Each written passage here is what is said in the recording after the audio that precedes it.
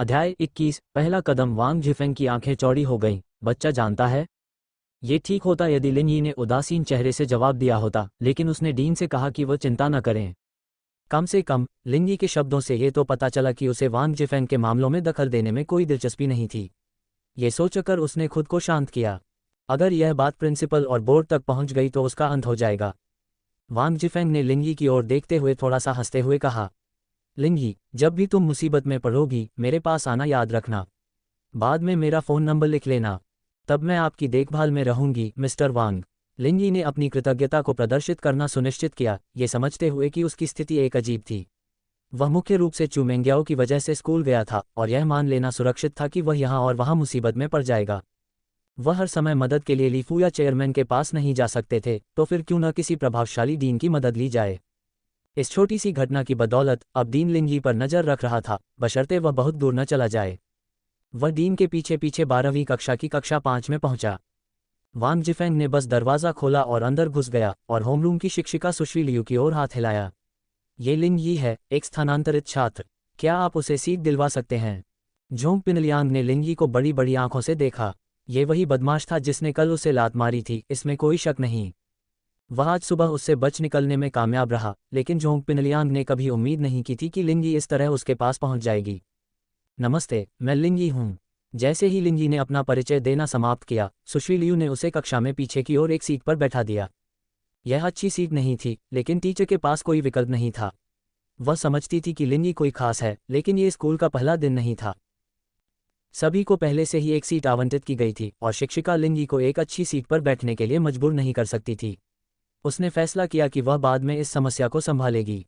इस मुद्दे पर ज़्यादा न सोचते हुए लिन यी ने सिर हिलाया और अपनी सीट की ओर चला गया। लिन यी जब अपना परिचय दे रहा था तो चू मेंग्याओ का सिर जितना हो सकता था उतना नीचे था। हालांकि चेन यूशु ने अपनी आंखें चौड़ी करके उसे देखा। लिन यी की रीढ़ में ठंडक दौड़ गई। आखिरकार मिस चू से निपटना मिस चेन से ज़्यादा मुश्किल था। पिनलियांग ने झांग नाइपाओ की ओर देखा, जिसके पास से होकर लिन यी को अपनी सीट तक पहुंचना था। नाइपाओ ने उसकी नज़र पकड़ ली और उसे ठीक है का इशारा दिया। लिन यी चलते हुए पूरी बातचीत पर नज़र रखे हुए था। आखिरकार उसने कक्षा में प्रवेश करते ही जोंग पिनलियांग को देख लिया था। नाइपाओ ने अचानक अपना दाहिना पैर आगे बढ़ाया ताकि जैसे ही वह उसके पास पहुंचे लिन यी को ठोकर मार दे। लिन यी ने जवाब में मुस्कुराते हुए अपना पैर उठाया और लात मारने की तैयारी करने लगा। हालांकि लात से नाइपाओ की हड्डियां कुचल जाती और लिन यी नहीं चाहता था कि स्कूल के पहले दिन उसे ऐसी परेशानी हो। उसने नाइपाओ के पैर के पिछले हिस्से पर पैर रखने का फैसला किया। गैक, यह क्या है? लिन यी ने पलकें झपकाईं और नाइपाओ की ओर मुड़ा। ओह सॉरी, मेरा इरादा तुम पर पैर रखने का नहीं था। झांग नाइपाओ, क्या कोई समस्या है? होमरूम टीचर को पता था कि झांग नाइपाओ कैसा है। वह बच्चा अच्छा छात्र नहीं था। हालांकि वह जोंग पिनलियांग जैसे बड़े लोगों के साथ घूमता था। इस बात को ध्यान में रखते हुए सुश्री लियू ने और कुछ नहीं कहा। नहीं, झांग नाइपाओ ने अपने पैर के पिछले हिस्से में चुभन भरे दर्द को सहन करते हुए जवाब में अपना सिर हिलाया। जाहिर है कि वह शिक्षक को यह नहीं बताने वाला था कि लिन यी ने क्या किया, इससे उसे बहुत शर्मिंदगी होगी। पिनलियांग नाइपाओ से कुछ दूरी पर था और उसने देखा कि लिन यी बिना किसी चोट के अपनी सीट पर जा रहा था। नाइपाओ, जिसे लिन यी पर हमला करना था, इसके बजाय हंगामा कर रहा था। उसने अपने नौकर को डांटते हुए घूर कर देखा। झांग नाइपाओ सिर्फ लिन यी को घूर कर देख सकता था, अपनी स्थिति को बयान करने में असमर्थ था। उसने लिन यी को बाद में इसका खामियाजा भुगतने का निश्चय किया। यहाँ तक कि उसे भी यकीन नहीं था कि लिन यी वास्तव में उस पर पैर रखना चाहती थी। आखिरकार चलते समय उसने कभी नीचे नहीं देखा था। यह एक दुर्घटना हो सकती थी यदि लिन यी की पहले की क्षमा प्रार्थी प्रतिक्रिया एक नाटक न होती और झांग नाइपाओ को यह पता नहीं था कि क्या महसूस करना चाहिए। लिन यी की सीट मेंग्याओ और यूशु की सीट से ज़्यादा दूर नहीं थी। ये ध्यान में रखते हुए कि उसे मेंग्याओ की सुरक्षा का काम सौंपा गया था, लिन यी को लगा कि उसकी सीट काफ़ी आदर्श थी। इस स्थिति ने उसे दोनों लड़कियों की हर हरकत को देखने की अनुमति दी। आखिरकार उसे इसके लिए पैसे मिल रहे थे। लिन यी पहले कभी कक्षा में नहीं गई थी और यह कैसे काम करता है, इसके बारे में सामान्य जानकारी के लिए उसने केवल इंटरनेट पर उपलब्ध कराए गए चित्रणों पर भरोसा किया। अब तक सब कुछ नया लग रहा था। लिन यी ने अपना बैग खोला और अपनी रसायन विज्ञान की किताब निकाली। उसने पहले ही अपना शेड्यूल पढ़ लिया था। रसायन विज्ञान का पहला पीरियड था। ये लिन यी का पहला दिन है और मुझे उम्मीद है कि अगर संभव हो तो हर कोई उसकी मदद कर सकता है। मैं नहीं चाहता कि नए छात्र के साथ भी कोई बदमाशी हो। आप सभी 12वीं कक्षा के छात्र हैं। डिप्लोमा प्राप्त करने से पहले निष्कासित होना हम में से कोई भी नहीं चाहेगा। सुश्री लियू को कम से कम जोंग पिनलियान के समूह को, विशेषकर जोंग पिनलियान को, थोड़ी चेतावनी देनी थी। ऐसा कोई काम नहीं था जो वह न करता हो। बदमाशी उसके लिए एक शगल से ज्यादा कुछ नहीं थी और उसकी हिम्मत ने उसे स्कूल के बिग फोर में से एक का खिताब दिलाया। जोंग पिनलियान को स्वाभाविक रूप से इस बात की परवाह नहीं थी कि शिक्षक ने क्या कहा। लिंगी पन्ने पलट रहा था, तभी उसकी मेज पर कुछ गिरा। यह एक मुड़ा हुआ कागज का टुकड़ा था। लिंगी को विश्वास नहीं हुआ। क्या झांग नाइपाओ इतना बचकाना था कि उसने बदला लेने के लिए कागज के गोले फेंकने का सहारा लिया। उसने अपना सिर उठाया और देखा कि यूशु उसे देखकर मुस्कुरा रहा है और लिंगी का दिल तुरंत ठंडा हो गया। यह मिस्सी नहीं हो सकती है न? यूशु ने पीछे मुड़ने से पहले लिंगी की मेज पर पड़ी कागज की गेंद की ओर इशारा किया। लिंगी ने यूशु की पीठ को घूरते हुए देखा जब वह कागज की गेंद को खोल रहा था। तो ये था पौराणिक नोट पास करना। उसने आह भरी, काश ये नोट उसे देने वाली कोई दयालु सुंदर लड़की होती।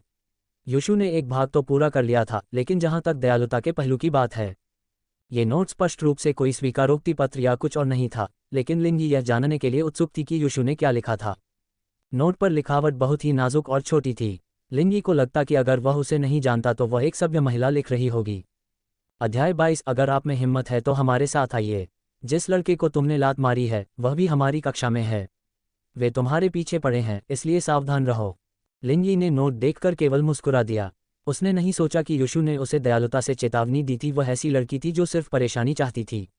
संभावना थी कि लड़की चाहती थी कि वह जोंग पिनलियान के समूह से लड़ना जारी रखे। पिनलियान ने संभवतः यूशु को भी परेशान कर दिया होगा। रसायन शास्त्र के अध्यापक की उम्र 50 के आसपास थी। उनके पास ठोस ज्ञान का आधार था और उनके व्याख्यान ने किसी तरह लिंगी को दिलचस्पी लेने में कामयाब कर दिया, भले ही उसने पहले से ही सब कुछ सीखा हुआ था। पहला पीरियड खत्म हुआ और पिनलियान ने नाइपाओ को बाहर बुला लिया। हैरानी की बात यह है कि वे अभी तक परेशानी के लिए नहीं आए थे, लेकिन लिंगी को इससे कोई फर्क नहीं पड़ा। नाइपाओ, तुम्हें क्या हो गया है? जोंग पिनलियान नाराज हो गया। क्या मैंने तुम्हें नहीं कहा था कि उसे उसकी औकात बताओ? तुम वहां क्या कर रहे थे? मास्टर जोंग, बात यह है कि मैंने उसे गिराने के लिए अपना पैर आगे बढ़ाया, लेकिन उस आदमी ने अपना पैर मेरे ऊपर रख दिया। बहुत दर्द हो रहा है, झांग नाइपाओ ने कराहते हुए कहा। उसके चेहरे पर दर्द साफ झलक रहा था। अभी भी दर्द हो रहा है? क्या उसे पता चल गया? जोंग पिनलियान जानता था कि लिंगी की किक कितनी जोरदार थी और वह समझता था कि झांग नाइपाओ के लिए ये काफी दर्दनाक होगा। ऐसा नहीं होना चाहिए था। उसने नीचे भी नहीं देखा। झांग नाइपाओ अभी भी पूरी बात को लेकर अनिश्चित थे। अरे, किसान ने फिर से हमें पकड़ लिया। हम उसे बाद में शौचालय में ले जाएंगे। मैं चाहता हूं कि उसे पता चले कि पेशाब का स्वाद कैसा होता है। जोंग पिनलियान के शब्द क्रोध से भरे हुए थे। स्कूल में दाखिला लेने के तुरंत बाद ही उसे बिग फोर में से एक नामित किया गया था। इस तरह से अपमानित होना उसके लिए पहली बार था। हाँ, और बकवास भी, गाओ शियाओफू ने कहा। चर्चा गर्म हो रही थी तभी काले कपड़े पहने एक आदमी आया। लियांग, तुम तीनों वहां क्या कर रहे हो? मीटिंग कर रहे हो? आह, भाई मिंग। पिनलियांग ने अपना सिर उठाया और बिग फोर में से एक ज़ो रोमिंग को देखा। इस लड़के द्वारा किए गए अपराध पिनलियांग द्वारा किए गए अपराधों से कहीं ज्यादा थे। उसने सुना था कि जब वह 9वीं कक्षा में था तब रोमिंग ने अपनी एक सहपाठी को जंगल में घसीटकर उसके साथ संबंध बनाए थे। रोमिंग ने सिर हिलाकर उसका अभिवादन किया, पिनलियांग द्वारा उसे संबोधित किए गए सम्मान से प्रसन्न। आखिरकार उसका घर जोंग पिनलियांग जितना शक्तिशाली नहीं था। उसके निर्दयी रवैये के कारण ही उसे इस स्कूल में अच्छी जिंदगी मिली, और यह भी कि उसका एक बड़ा भाई बाहर एक गिरोह में शामिल था।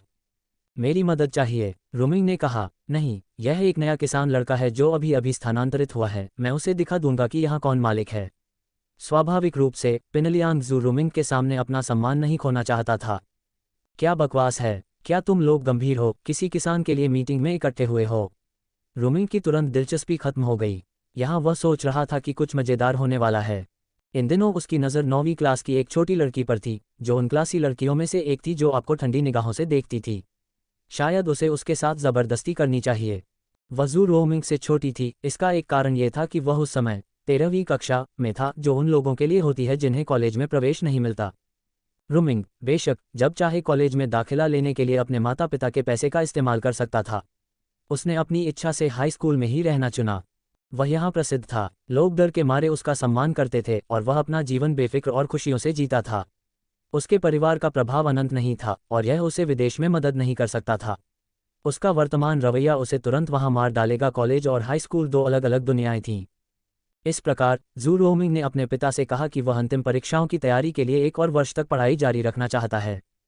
स्वाभाविक रूप से मिस्टर जू ये सुनकर प्रसन्न हुए कि रोमिंग पढ़ना चाहता है। उन्हें इस बात की बिल्कुल भी जानकारी नहीं थी कि उनका बेटा स्कूल में क्या कर रहा था। लिंजी ने अगले 2 पीरियड शांति से बिताए। मेंग्याओ ने ऐसे व्यवहार किया जैसे वह उसे बिल्कुल नहीं जानती, एक बार भी उसकी तरफ नहीं देखा। हालांकि युशु हमेशा उसे चंचल नज़रों से देख रहा था। यह कोई प्यारा शर्मीला किस्म का चंचल व्यवहार नहीं था। लिंजी यह मानने वाली नहीं थी कि लड़की को उस पर क्रश है। वह शायद उसके फिर से जोंग पिनलियांग से भिड़ने का इंतजार कर रही थी। तीसरे पीरियड के बाद एक छोटा ब्रेक था जहां छात्रों ने मैदान में अभ्यास किया। लिंजी अपने सहपाठियों के पीछे वहां जाने ही वाला था कि 3 लोग उसकी ओर बढ़े। वह जोंग पिनलियांग, झांग नाइपाओ और गाओ शियाओफू थे। वह सबसे पीछे बैठा था, इसलिए तीनों बिना किसी संदेह के उसकी ओर जा रहे थे। लिंजी को उम्मीद थी कि वे देर सबेर आएंगे। हाँ, याओ याओ देखो, जोंग पिनलियांग शील्ड गाय पर हमला कर रहा है। युशु पूरे समय दोनों पक्षों पर नजर रखे हुए थी और आखिरकार उसका धैर्य जवाब दे गया। वह बहुत उत्साहित थी। वह बहुत पहले से ही जोंग पिनलियांग को सबक सिखाने के लिए किसी को चाहती थी, लेकिन उसकी पृष्ठभूमि थोड़ी भारी थी। अब जब लिंजी यहाँ थी, ओह यह अच्छा है, आशा करते हैं कि जोंग पिनलियांग उसे सबक सिखाएगा।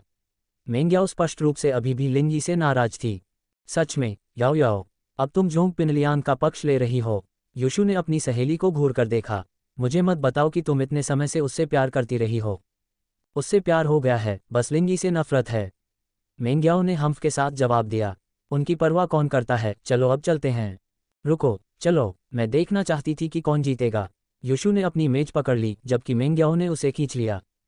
ठीक है, मैं उस बेवकूफ़ की पिटाई देखकर अपना बदला लूंगा। मेंग्याओ ने भले ही ऐसा कहा हो, लेकिन कहीं न कहीं उसके दिल में वह नहीं चाहती थी कि लिंजी हार जाए। अधिक गहन तुलना में उसने निष्कर्ष निकाला कि जोंग पिनलियांग कहीं अधिक परेशान करने वाला था। लिंजी एक उपद्रवी था, लेकिन वह अभी तक जोंग पिनलियांग के स्तर तक नहीं गिरा था। ऐसा कहते हुए दोनों कक्षा के दरवाजे के सामने छिप गए और एक दूसरे का हाथ पकड़कर टकराव देखने लगे। जानते हो हम यहाँ क्यों हैं? जोंग पिनलियांग ने लिंजी के सामने खड़े होकर उसे डराने की कोशिश करते हुए पूछा। लिंजी ने उसकी तरफ देखा और एक नीरस आवाज में जवाब दिया, जैसे कि यह कोई बड़ी बात नहीं थी। हाँ, क्योंकि मैंने कल तुम्हें बुरी तरह से पीटा था। क्या बकवास है, फिर तुम इतने घमंडी कैसे हो? तुम्हें लगता है कि तुम बहुत हॉट हो, है ना? नाइपाओ ने लिंजी के कॉलर को पकड़ने की कोशिश की, तभी लिंजी ने उसे रोक दिया। आपका पैर ठीक है। लिंजी ने नाइपाओ को ताना मारते हुए अपना हाथ झटक दिया। झांग नाइपाओ का चेहरा तुरंत लाल हो गया। जो कुछ हुआ उससे वह भी अपमानित महसूस कर रहे थे। तो लिंजी ने ये जानबूझकर किया था। तुम्हारे पास हिम्मत है तो हमारे साथ आओ, हम बाथरूम में इस मामले को सुलझा लेंगे। यहाँ छात्र और शिक्षक हैं। तुम शायद नहीं चाहते कि वे भी हमें देखें, है न? जोंग पिनलियांग हर पल और भी ज्यादा नाराज होता जा रहा था। क्या यह आदमी असली था? क्या वह अपनी परिस्थिति को नहीं समझ पाया? अध्याय 23 शौचालय की बारिश। जरूर, वैसे भी पेशाब करना चाहता था। जोंग पिनलियांग के शब्द वही थे जो लिंजी सुनना चाहता था। उसने अपनी मदद के लिए वांग जिफेंग को शामिल करने के बारे में सोचा, लेकिन उसे यकीन नहीं था कि डीन भी उस आदमी को संभाल पाएगा या नहीं। उसे अब राहत महसूस हुई जब उसे किसी सुनसान जगह पर उनके पीछे चलने के लिए कहा गया। तीनों एक दूसरे को घूर रहे थे, उन्हें समझ में नहीं आ रहा था कि क्या कहें। जब भी लोगों को शौचालय के लिए बुलाया जाता था तो वे आमतौर पर दया की भीख मांगते थे। इस आदमी को ये कहने में क्या दिक्कत है कि वह वैसे भी पेशाब करना चाहता था। तो हम चलते हैं। पिनलियांग इस बात से नाराज था कि लिंजी ने पूरे मामले को किस तरह से संभाला। उसकी लापरवाही ने बदमाशी का मजाक खत्म कर दिया। याओ याओ देखो, लिंजी बहुत ही खतरनाक है न? युशु उत्साह से अपनी छोटी मुट्ठी घुमाते हुए देख रही थी। शो बढ़िया चल रहा है। मेंग्याओ ने केवल मुंह बनाया। शायद उसके दिमाग को नुकसान पहुंचा है। वह 3 लोगों के इर्द गिर्द होने के बावजूद इतना शांत कैसे है? लिंजी पिनलियांग के समूह के साथ कक्षा से बाहर चले गए और जब उनकी नज़र लड़कियों पर पड़ी तो वे रुक गए। युशु के शामिल होने से लिंजी को आश्चर्य नहीं हुआ, वह ऐसी किसी चीज़ को मिस नहीं करने वाली थी। दूसरी ओर जोंग पिनलियांग ने अपनी सबसे अच्छी मुस्कान बिखेरी। याओ याओ, तुम यहाँ क्या कर रहे हो? क्या इससे कोई फर्क पड़ता है कि मैं यहाँ क्यों हूँ? मैं जहाँ चाहूँ वहाँ रह सकती हूँ। आपका बहुत बहुत धन्यवाद। मेंग्याओ ने पिनलियांग की ओर आंखें घुमाईं। तुम क्या कर रहे हो? अरे ये किसान लड़का यहाँ के नियम नहीं जानता। मैं उसे शिक्षित करने वाला हूँ। जोंग पिनलियांग को लिंजी के मेंग्याओ के साथ रिश्ते के बारे में पता नहीं था। वह सोचता था कि वे पुनर्तः अजनबी हैं। उनका मानना था कि महिलाओं को शक्ति प्रदर्शन पसंद होता है। आखिरकार शक्ति से ही महिलाओं को सुरक्षित और सुरक्षित महसूस होता है। पिनलियांग ने कभी नहीं सोचा होगा कि उसकी हरकतें इसके उलट थीं। मेंग्याओ को उसके व्यक्तित्व से बस घृणा थी। ओह, आशा है कि आप उसे अच्छी शिक्षा देंगे। मेंग्याओ ने लिंजी को घूरते हुए कहा। मेरा पहला चुंबन चुरा लोगे क्या? यही मिलेगा तुम्हें। अवश्य, पिनलियांग मुस्कुराया, यह मानते हुए कि मेंग्याओ उसकी तारीफ कर रही है। तो लड़की को उसे लोगों को धमकाते देखना पसंद था। एड्स बाय पब फ्यूचर, अगर उसे पता होता कि मेंग्याओ अपराधियों में शामिल है तो वह उसे बहुत पहले ही अपने वश में कर लेता। जाओ लिंगयी, उन्हें दिखाओ कि तुम्हारे पास क्या है, यूशु ने खुशी से कहा। उसे जोंग पिनलियांग या उसके समूह की कोई चिंता नहीं थी। पिनलियांग की आंखें सिकुड़ गईं। आखिर ये दोनों बेस्टी अलग अलग तरफ कैसे हैं? तो क्या चेन यूशु को किसान लड़का पसंद था? वह बिल्कुल भी खुश नहीं था, लेकिन पिनलियांग आगे बढ़ गया। ये लड़की ऐसी नहीं थी जिससे वह निपट सके। अगर उसने यूशु को धोखा दिया तो उसका भाई उसे बर्बाद कर देगा। मेंग्याओ ने भौहें सिकुड़ी। शू, तुम उसका उत्साहवर्धन क्यों कर रही हो? यूशु ने अपने हाथ कमर पर रखे। ठीक है, तुम जोंग पिनलियांग के लिए जयकार कर रही हो तो स्वाभाविक रूप से मुझे लिंगी के लिए जयकार करनी होगी। ये संतुलन बनाता है। लिंगी ने लड़कियों पर ज्यादा ध्यान नहीं दिया और बाथरूम की ओर चली गई। अरे, क्या तुम लोग बाथरूम जाए बिना यहीं अपना काम कर सकते हो? यूशु नहीं चाहती थी कि शो ऐसी जगह हो जहां से वह न देख सके। जोंग पिनलियांग ने बाथरूम की ओर इशारा किया। लिंगी पहले ही अंदर आ चुकी थी।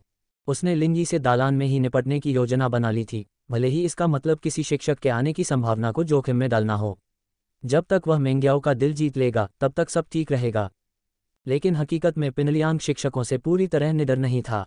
वह एक छात्र था, कोई सड़कछाप बदमाश नहीं। यदि अध्यापकों ने उसके बारे में उसके पिता को बताने का निर्णय कर लिया तो उसे बहुत बुरा लगेगा।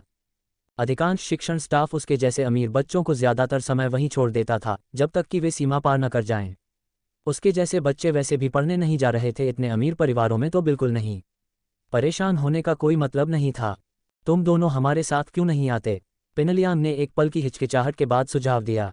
अरे, ये लड़कों का शौचालय है यार। यूशु ने दीवार पर लगे पुरुष चिन्ह की ओर इशारा किया। हम स्कूल के नियमों का उल्लंघन कर रहे हैं, पिंगी। पिनलियांग को यह बात पसंद नहीं आई कि यूशु ने उसे क्या नाम दिया, लेकिन फिर भी वह मुस्कुराया। ठीक है न? सभी लोग अभ्यास के लिए मैदान में चले गए हैं, कोई तुम्हें नहीं देखेगा। हम जा रहे हैं, मिलते हैं। जोंग पिनलियांग को चिंता थी कि लिंगी खुद को किसी स्टॉल में बंद कर लेगा। लड़कियों के साथ ज्यादा समय बर्बाद न करते हुए वह नाइपाओ और शियाओफू के साथ आगे बढ़ा। याओ याओ, शायद हमें भी अंदर जाना चाहिए। लिंगी द्वारा जोंग पिनलियांग को पीटना कुछ ऐसा नहीं था जिसे यूशु मिस करना चाहता था। क्या ये वास्तव में ठीक है? मेंग्याओ बहुत हिचकिचा रही थी, वह पहले कभी पुरुषों के शौचालय में नहीं गई थी। चलो, सब ठीक है, जोंग पिनलियांग ने कहा था कि वैसे भी यहाँ कोई नहीं आने वाला। बिना कुछ और कहे यूशु ने मेंग्याओ का हाथ पकड़ लिया और उसके साथ बाथरूम में भाग गई। यूशु ने जब मेंग्याओ को अंदर खींचा तो उसने आह भरी। उसे लग रहा था कि कुछ बहुत गलत होने वाला है। इस बीच लिंगी शौच कर रहा था। आखिरकार उसने नाश्ते में नूडल्स का एक बड़ा कटोरा लिया था और सूप गाढ़ा था। वह कक्षा में इधर उधर देखने में इतना व्यस्त था कि शौचालय का उपयोग करने के बारे में सोच ही नहीं पाया। ये काफी शानदार बाथरूम था जिसमें अलग अलग मूत्रालय और सब कुछ था, गांव में पेशाब करने की खाई जैसा नहीं। लिंगी जिस गांव में रहती थी वहां पहले कोई बाथरूम भी नहीं था। लिंगी अपने पेशाब का आनंद ले रहा था जब उसके पीछे कदमों की आवाज़ सुनाई दी। पिनलियांग, नाइपाओ और शियाओफू के प्रतिबिंबों ने चमकदार फर्श की टाइलों में उनकी स्थिति का पता लगा लिया। क्या बकवास है, यह आदमी वास्तव में पेशाब कर रहा है। गाओ शियाओफू की आंखें अविश्वास से चौड़ी हो गईं। क्या बकवास है, इस किसान को बिल्कुल भी परवाह नहीं है। मैं इसका ध्यान रखूंगा, जोंग पिनलियांग ने मुस्कुराते हुए कहा और लिंगी पर हमला किया। उसका मन कल की लात का बदला चुकाने पर था। पेशाब करने वाला इंसान कमज़ोर होता है और बाहरी गड़बड़ियों के प्रति बहुत संवेदनशील होता है। पेशाब के बीच में उसकी गांठ पर लात लगने से सिर्फ नितंब में दर्द ही नहीं होता, यहाँ लिंगी का स्वास्थ्य और भलाई दांव पर लगी थी। जोंग पिनलियांग क्रूर था, बहुत क्रूर। इस लात से लिंगी मूत्रालय में गिर सकती है। इसे शॉक फैक्टर के साथ जोड़ दें तो ये काफ़ी फायदेमंद साबित होगा। जोंग पिनलियांग की मुस्कान और अधिक नहीं बढ़ सकी क्योंकि उसका पैर हवा में लहरा रहा था। लिंगी बस फर्श की टाइलों में पिनलियांग के प्रतिबिंब को देखती रही, प्रसन्न थी। अचानक मुड़ते हुए लिंगी ने मूत्र की एक धार पिनलियांग पर छोड़ दी। पिनलियांग की योजनाएं लिंगी ने एक पल में ही ध्वस्त कर दीं। उसने आखिरी क्षण में पीछे हटने की कोशिश की, लेकिन यह ऐसी चीज नहीं थी जिसे पिनलियांग चकमा दे सकता था, क्योंकि लिंगी ने उस पर पानी की बंदूक की गति से गोली चलाना सुनिश्चित किया था। जोंग पिनलियांग केवल आश्चर्य में चिल्ला सका क्योंकि लिंगी ने उसका चेहरा गीला कर दिया था। ये कहने की आवश्यकता नहीं कि आश्चर्य से चिल्लाने के लिए मुंह खुला रखना पड़ेगा। पिनलियांग के चीखने पर दो अन्य चीखें भी सुनी जा सकीं। ये चू मेंग्याओ और चेन यूशु का था। लिंगी के पेशाब के गड्ढे पर एक कदम रखते ही जोंग पिनलियांग फिसल गया। वह गीले धक्के के साथ फर्श पर गिर गया। अध्याय 24 अब शुद्ध नहीं रहा। मेंग्याओ और यूशु बाथरूम के दरवाजे से इस घटनाक्रम को देखने की योजना बना रहे थे। अंदर झांकने के बाद उन्होंने जो पहली चीज देखी उसे देखकर वे आश्चर्यचकित रह गए। वह थी लिंगी की पानी की बंदूक जो लगातार पिनलियांग पर पानी छिड़क रही थी। मेंग्याओ की आंखें बड़ी हो गईं जब वह अपने सामने के दृश्य को समझने की कोशिश कर रही थी। क्या जोंग पिनलियांग ने यह नहीं कहा था कि कोई भी शौचालय का उपयोग नहीं करेगा? तो फिर लिंगी क्या कर रही थी? मेंग्याओ के हाथ उसकी आंखों की ओर बढ़े और वह तुरंत वहां से निकल गई। विकृत। यहां तक कि युशु भी वाटर गन के सामने आने पर चौंककर चिल्ला उठी। हालांकि उसकी जिज्ञासा ने उसे थोड़ी देर तक देखने के लिए प्रेरित किया, फिर वह अपनी आंखें खोलकर मेंग्याओ के पीछे भागी। तो यह वास्तव में बड़े और छोटे के बीच बदलता है, जैसा कि किताबें कहती हैं। युशु ने बुदबुदाया। वह क्या है, शू? मेंग्याओ ने आगे बढ़ते हुए पूछा। वह युशु की बुदबुदाहट का सार ठीक से समझ नहीं पा रही थी। ये कुछ भी नहीं है। युशु का चेहरा तुरंत लाल हो गया। ये वह बात नहीं थी जो वह मेंग्याओ को सुनाना चाहती थी। आह, मैं अब और नहीं सह सकती, मैं वाकई नहीं सह सकती। मेंग्याओ ने कक्षा में पहुंचने तक एक पल भी नहीं रुका। वह बोलते हुए अभी भी हाँफ रही थी। वह ऐसा कैसे कर सकता है?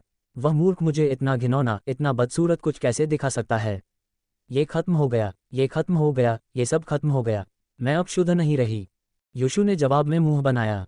इसे सिर्फ देखने से तुम अपवित्र हो जाती हो। मैं तुम्हारे जाने के बाद भी इसे देख रही थी, तो क्या इससे मैं फुहर नहीं हो जाती? सिर्फ उस चीज को देखने से किसी की जान नहीं जाएगी। अगर किसी को शिकायत करनी चाहिए तो वो लिंगी है। उसके गुप्तांग अब निजी नहीं रहे। याओ याओ, तुम्हें पता है कि वो लड़के का शौचालय है।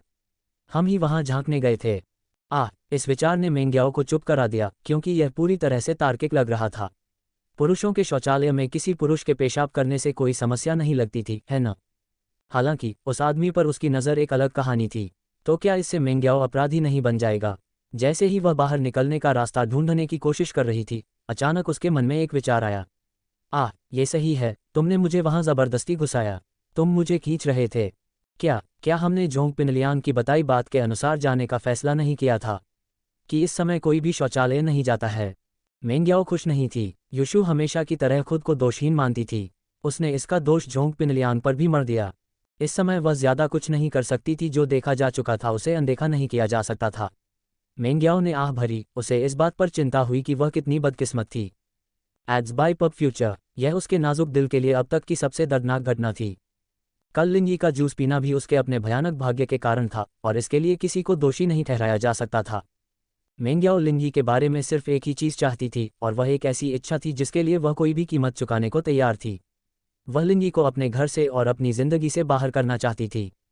वह एक शांतिपूर्ण जीवन जी रही थी, इससे पहले कि वह कमीना अचानक बीच में आ गया। उसे अपनी मासूमियत, अपनी पवित्रता खोने में 2 दिन से ज्यादा नहीं लगे। उसने अपना पहला चुंबन खो दिया, और उसने कुछ ऐसा देखा जो उसके जैसी युवा लड़की को कभी नहीं देखना चाहिए। अगर लिंगी वहां रहती तो वह अपनी मासूमियत किस हद तक खोती रहती, ये तय हो चुका था। मेंग्याओ अपने पिता के वापस आते ही उनसे आमने सामने बात करेगी। अगर ऐसा करना पड़े तो वह लिंगी को अनुबंध के लिए मुआवजा दिलवाएगी। लिंगी को अब और अपने साथ रखने का जोखिम उठाना असंभव था, खतरा बहुत ज्यादा था। जोंग पिनलियांग की चीख ने लिंगी को बिल्कुल भी प्रभावित नहीं किया। अगर कुछ हुआ तो वह और अधिक तरोताजा महसूस कर रहा था। हालांकि मेंग्याओ और युशु की 2 अन्य चीखों ने लिंगी को अनिश्चित काल के लिए हिला दिया। ... आखिर वे महिलाएं पुरुषों के शौचालय में क्या कर रही थीं? लिंगी ने अपने माथे को रगड़ते हुए सोचा। झांकने के बाद चीखना, तो फिर पहले से ही झांकना बंद करो। तुम पुरुषों के शौचालय में एक आदमी से क्या उम्मीद करोगे? आज यहाँ बहुत ही गैर पेशेवर तरीके से झांकने का प्रदर्शन किया गया। जब आप चिल्लाकर पीड़ित को अपनी उपस्थिति के बारे में बताते हैं तो क्या ये झांकना नहीं था? लिंगी ने अपनी पैंट ऊपर खींची और दरवाजे से बाहर निकल गया। रुको, तुम कहाँ जा रहे हो? झांग नाइपा और गाओ शियाओफू लिंगी के रास्ते में खड़े हो गए और बाहर निकलने का रास्ता रोक दिया। क्या तुम सच में अपने बॉस को इस तरह जमीन पर लेटा हुआ छोड़ना चाहते हो? बाकी सभी लोग जल्द ही एक्सरसाइज ब्रेक से वापस आ रहे हैं। मुझे लगता है कि आखिरी चीज जो वह चाहेगा वह यह है कि लोग उसे इस तरह से देखें। वह शर्म से या प्रतिष्ठा के नुकसान से उबर नहीं पाएगा, लिंगी ने कहा जब उसने पेशाब के पोखर में कराहते हुए आदमी को देखा। जोंग पिनलियांग की गांड पहले से ही काफी चोटिल थी, फिर से अपने नितंबों पर गिरने से वह और भी ज्यादा घायल हो गया। दर्द के कारण उसके लिए खुद उठना असंभव हो गया था, और वह सिर्फ पोखर में तड़पता रह गया। ओह, जियाओफू को समझ नहीं आ रहा था कि क्या करे। लिंगी ने जो कहा वो पूरी तरह से सही था। बिना किसी संदेह के इस स्कूल में प्रतिष्ठा सबसे ऊपर थी। अगर किसी ने जोंग पिनलियांग को पेशाब में भीगा हुआ बाथरूम से बाहर निकलते देखा तो वह यहाँ कभी भी अपना सिर नहीं उठा पाएगा। अभी तुम्हारे साथ हमारा काम पूरा नहीं हुआ है। बस तुम इंतजार करो। नाइपाओ समझ गया कि लिंगी से निपटने का ये सही समय नहीं है। एक और मौका आएगा। जो कुछ भी, लिंगी बिना किसी चिंता के बाथरूम से बाहर निकल गई। तुम दोनों अभी भी वहां क्यों खड़े हो? मेरी मदद करो। पिनलियांग ने पहले तो इस बारे में ज्यादा नहीं सोचा, लेकिन लिंगी के शब्दों ने उसकी चिंता बढ़ा दी। वह बर्दाश्त नहीं कर सकता था कि कोई उसे इस तरह देखे। Ads by PubFuture. लेकिन लियांग भाई, आपके कपड़े। नाइपाओ पिनलियांग के करीब भी नहीं रहना चाहता था। वह पेशाब से लथपथ आदमी था। यदि वह अब उसे उठाने में मदद करे तो उसके हाथ पैर फूल जाएंगे। ज़ियाओफू भी स्पष्टतः यही सोच रहा था। वह हिचकिचाते हुए अपना हाथ हवा में लहरा रहा था। हो, क्या तुम्हें लगता है मैं तुम्हारे लिए बहुत गंदी हूं, है ना? क्रोधित होकर जोंग पिनलियांग ने आगे बढ़कर उन दोनों को उनके कपड़ों से पकड़ लिया। पेशाब से सने होने के कारण दोनों ने कड़वी मुस्कान के साथ पिनलियांग को उठाने के लिए कदम बढ़ाया। हालांकि इस तरह से वापस क्लास में जाना कोई विकल्प नहीं था। उन्हें वापस लौटने से पहले नहाने और कपड़े बदलने के लिए कोई जगह ढूंढनी पड़ती। बिना देर किए तीनों पिछले दरवाजे से स्कूल से बाहर चले गए। इस तरह से उसके साथ जो हुआ उससे जोंग पिनलियांग बहुत नाराज हो गया। उसने लिंगी को ऐसा सदमा देने की कसम खाई जिसे वह कभी नहीं भूल पाएगी। न केवल उसके लिए बल्कि मेंग्याओ के लिए भी, जिसके सामने लिंगी ने अपनी आंखें चमका दी थीं। यह ऐसी बात थी जिसे वह कभी माफ नहीं कर सकता था। यह ऐसा था जैसे आपकी लड़की का किसी और ने बलात्कार किया हो। मेंग्याओ अभी तकनीकी रूप से उनकी प्रेमिका नहीं थी, लेकिन जोंग पिनलियांग को इसमें कोई संदेह नहीं था कि वह दिन नजदीक आ गया था। अपनी निर्दयी ताकत और पारिवारिक पृष्ठभूमि के साथ मेंग्याओ उतना ही अच्छा था जितना कि वह था। इस विचार से पिनलियांग का दिल थोड़ा हल्का हो गया, क्योंकि उसके अनुयायियों ने उसे स्कूल से बाहर निकालने में मदद की। दूसरी ओर लिंगी व्यायाम ब्रेक तारांकन शब्द के बारे में सोच रहा था। पहाड़ पर वापस आकर जब उसने पहली बार यह सुना तो उसे अपने कानों पर यकीन नहीं हुआ। वाकई क्लास के बीच में छात्र ऐसा करते हैं। बड़े शहर वाकई बहुत अलग होते हैं। मूल चीनी शब्द के दो अर्थ थे, व्यायाम और सेक्स। बाद में उन्हें पता चला कि यह एक गलतफहमी थी। व्यायाम ब्रेक का मतलब बस एक व्यायाम ब्रेक था। ये स्पष्ट था कि लिंगी में वह मासूमियत नहीं थी जो एक ग्रामीण से अपेक्षित होती है। इसके विपरीत वह एक आम किशोर से भी बड़ा विकृत व्यक्ति था। लिंगी के कक्षा में वापस लौटने पर मेंग्याओ ने केवल हम्फ कहा। उसने अपना सिर नीचे कर लिया, इस बात से असंतुष्ट कि लिंगी बिना किसी चोट के वापस आ गया था।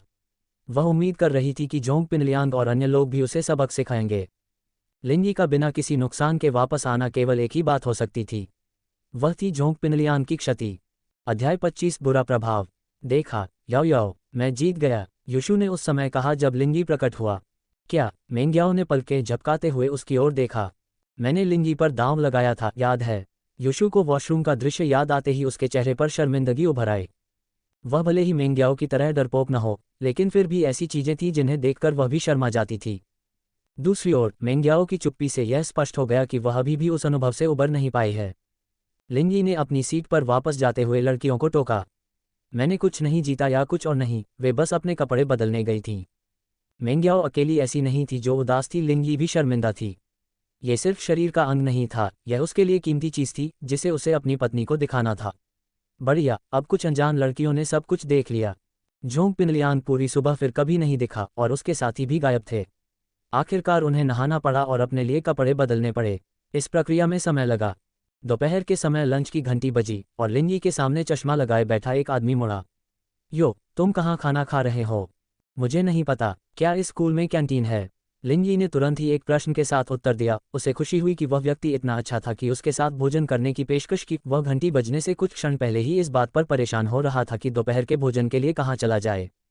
हाँ, मैं तुम्हें वहाँ ले चलूंगा, उस आदमी ने हाथ बढ़ाते हुए कहा। मैं कांग शियाओबो हूँ। लिंगी, आपसे मिलकर खुशी हुई, लिंगी ने जियाओबो से हाथ मिलाते हुए कहा। घंटी बजते ही मेंग्याओ और युशु गायब हो गए, लेकिन लिंगी को उनकी चिंता नहीं थी। वे स्कूल में सुरक्षित थे। जियाओबो लिंगी के साथ कंधे से कंधा मिलाकर कक्षा से बाहर निकल रहा था। वह काफी मिलनसार था। Ads by PubFuture. अरे यार, तुम किस स्कूल से आए हो? मैं वास्तव में एक पहाड़ी गांव से आया हूँ, लिंगी ने जवाब दिया, अपनी पृष्ठभूमि को जरा भी छिपाने की कोशिश नहीं की। वास्तव में पहले कभी स्कूल नहीं गया। वैसे वहाँ कोई स्कूल नहीं है, यह एक गरीब जगह है। मुझे लगता है कि आपके ग्रेड वाकई बहुत अच्छे हैं।